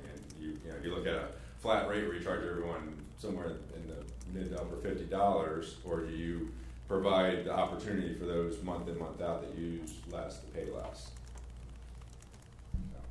Just in a nutshell, when you take the fact of what you kind of asked early in the meeting, can you do this mid-year, or do you have to do it now? Take that with the fact that, this has changed on us a couple times. It's the first time we're seeing this rendition. We want to vote today. I'm not comfortable voting for something that I've just seen that I don't really fully understand yet, and that there's still questions about. You take that with the big industry user that I have concern about there, the fact that we're hitting the lowest end users. I wish we could, go back to just across the board increase or keep it the same or whatever, and then revisit this mid-year. And that would be, when it comes to time to vote, that's likely where my vote's going to fall. But that's just my 2 cents. We vote, we don't have to change anything. Sorry. We don't have to change anything. This is right. We don't have to. But I'm saying if we do, this goes to the city. There's the fact that the city might not even approve it. That's who it's ultimately hitting, is all the city customers. Well, the city may be more likely to approve it if they have a conservation credit, so that they phase in the impact of the rate shock. Which we can't do today. We don't have time to. The alternative is to lower the 28, the minimum fixed charge a little bit, and raise the usage charge, so it is. You could look at options. It would be less of an increase and less of a decrease. So I guess fundamentally, besides what your options are today, is fundamentally, I don't know if it's my place to ask, is there a desire to sort of make the rates really simple as far as you don't have these different areas, so that you can have everything common together, because you have a mix of different areas that pay different amounts, and that's, I guess, that's one fundamental question, and then it's the revenue recovery versus affordability question. But in theory, I think this makes a lot of sense. I think this is a good place to go. To your point, at some point in the future, I think we need to be there. But with all due respect, this is the first time we're seeing this model today, because it's changed since last week's or since 2 weeks ago.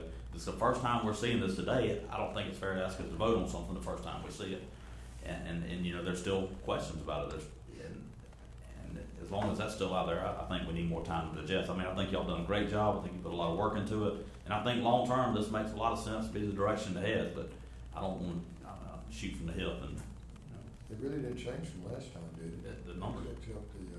Except you added in just 3% change. Yeah. Well, the usage charge. No, the usage 2050 state. The usage charges did change a little bit because we made sure we were conservative on how many gallons we're going to sell and whatnot. So Okay, so this is not a vote at this point in time, but I'd just like to have a kind of a straw poll. The first question I have is, are we all pretty much in agreement to raise the rates approximately 3%? I'll start with you. Yes. Yeah. Yep. Okay. What, I can see? No. Okay. Are we willing to keep the same rate structure in place with the 3% increase and continue to look at this, and until we're satisfied that we like it, we all like it, then address it again? Or do we wanna go ahead and go to the new rate structure with a 3% increase? And I'll start with Cliff. Cliff? No. No?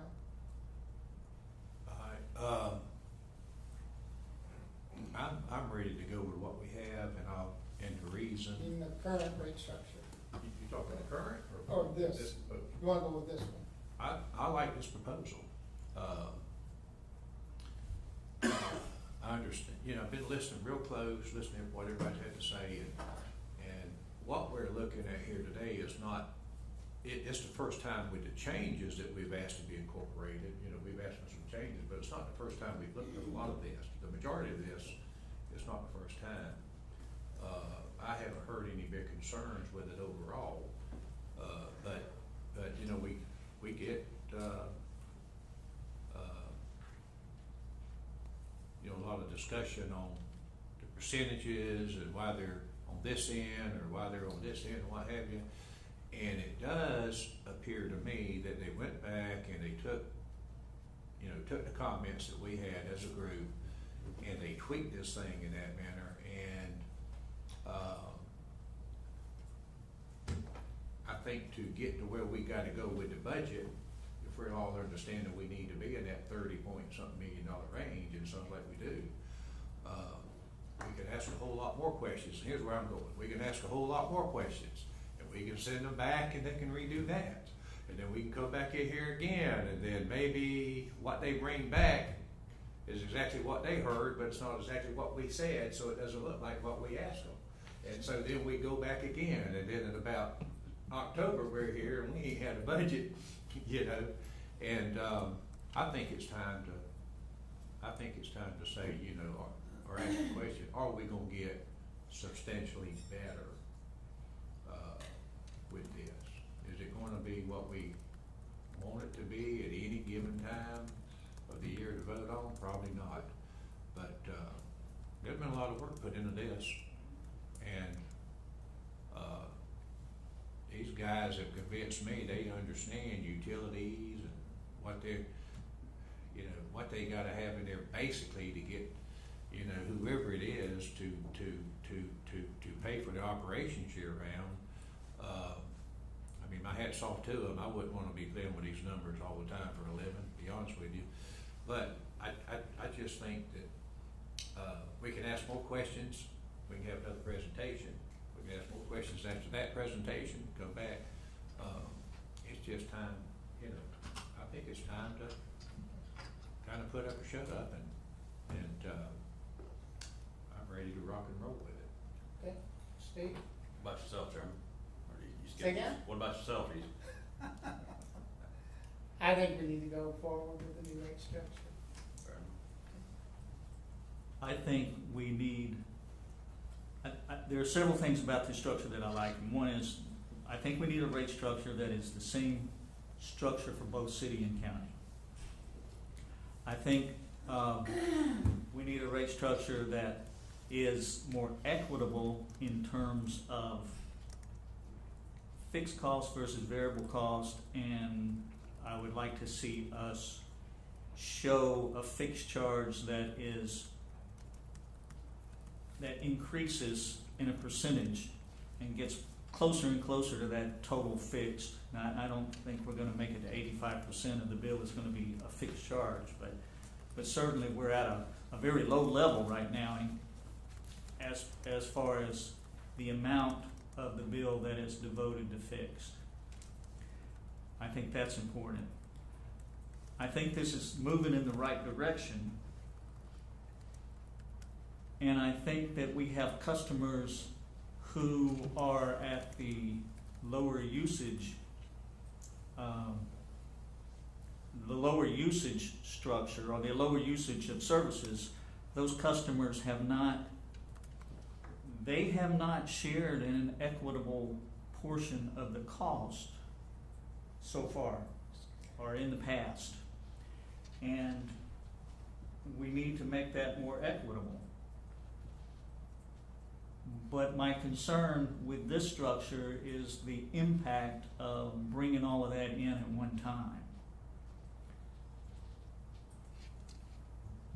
I support this structure. I would support this structure, and even in the future, looking at higher percentages of the fixed cost being included in the fixed charge. I'd like to see us find a way to lower the impact so that that gets brought into the lower use customers' bills more slowly. I just think $4 a month isn't a big deal to, customers who are using 9,000 gallons or more a month, or 6,000 gallons or more a month, but it is a big deal to customers who are using less than 1,000. Well, let me, if you don't mind, respond. If I hear what you're saying about taking a look as we go down the road, that's my words, but I've already said I think it's fair. I think it's responsible. It's a responsible thing for this commission to do. But if you want to look at what's equitable, and we want to assign to the lower end special consideration, I think that's where your comparison of rates with other utilities might come in. See what they're doing. And I would suggest that, it's not something we're gonna be able to do in a month or two. When we get some rates back, I can see, I've seen it too often, we get a rate comparison back, and then there's gonna be questions about those. By the time we get those worked through, it could take a few months. So I'd suggest, again, I said I've supported what we have here, but let's go on ahead and direct staff to, for the coming fiscal year, as soon as possible, let's start having some discussions, get that information compiled and bring it to us, and let's look at it. So this time next year when we're here, we can look at the, see what's equitable if we want to use a comparison to try to help us get there with other utilities. Because there's going to be a lot of questions we need to ask about those comparison charts we get. This will give us time to talk about the phased options for, slowly bringing it in play. Mr. Thompson? Well, I sort of agree with the last two comments. I think we're jumping into it too big, too fast. And I'm concerned about the total amount of revenue, because when if you hit somebody a low user or too much of an increase, and they won't be able to pay the bill. And if you hit the high user of too much of an increase, they might go someplace else. And I think we need to look at those things. The simple way is 3% across the board increase, but if we don't want to do that, I understand why we ought to have the same rate structure for all of our customers. But that's not the way it is right now, so we're talking about changing it.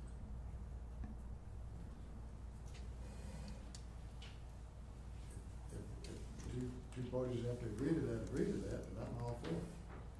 To have some kind of rate structure like this.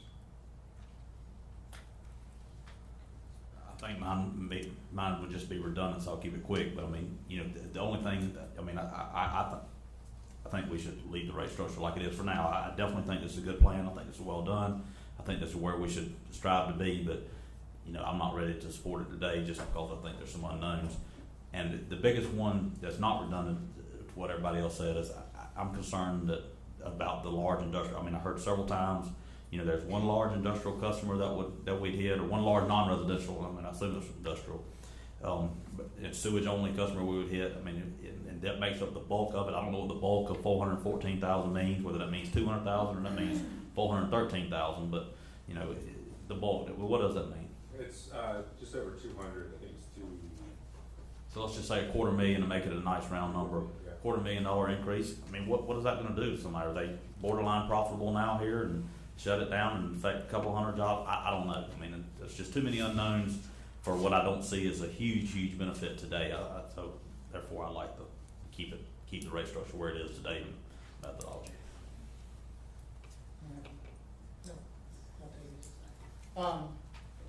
Having listened to everybody, do you want to say something? Why couldn't we, since like Mr. Turnsley was saying, let the city and the county look at this and get a feel how we need to go, and at that point, we can either change it or not?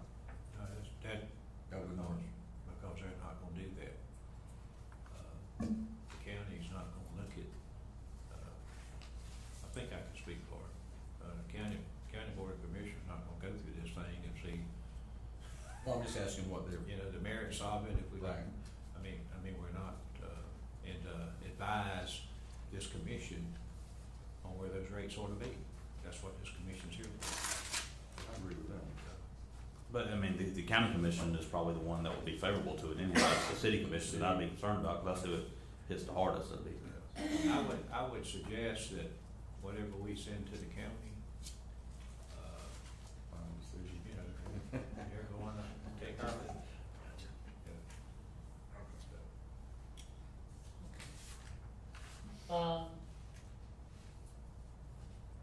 We need to take a vote today.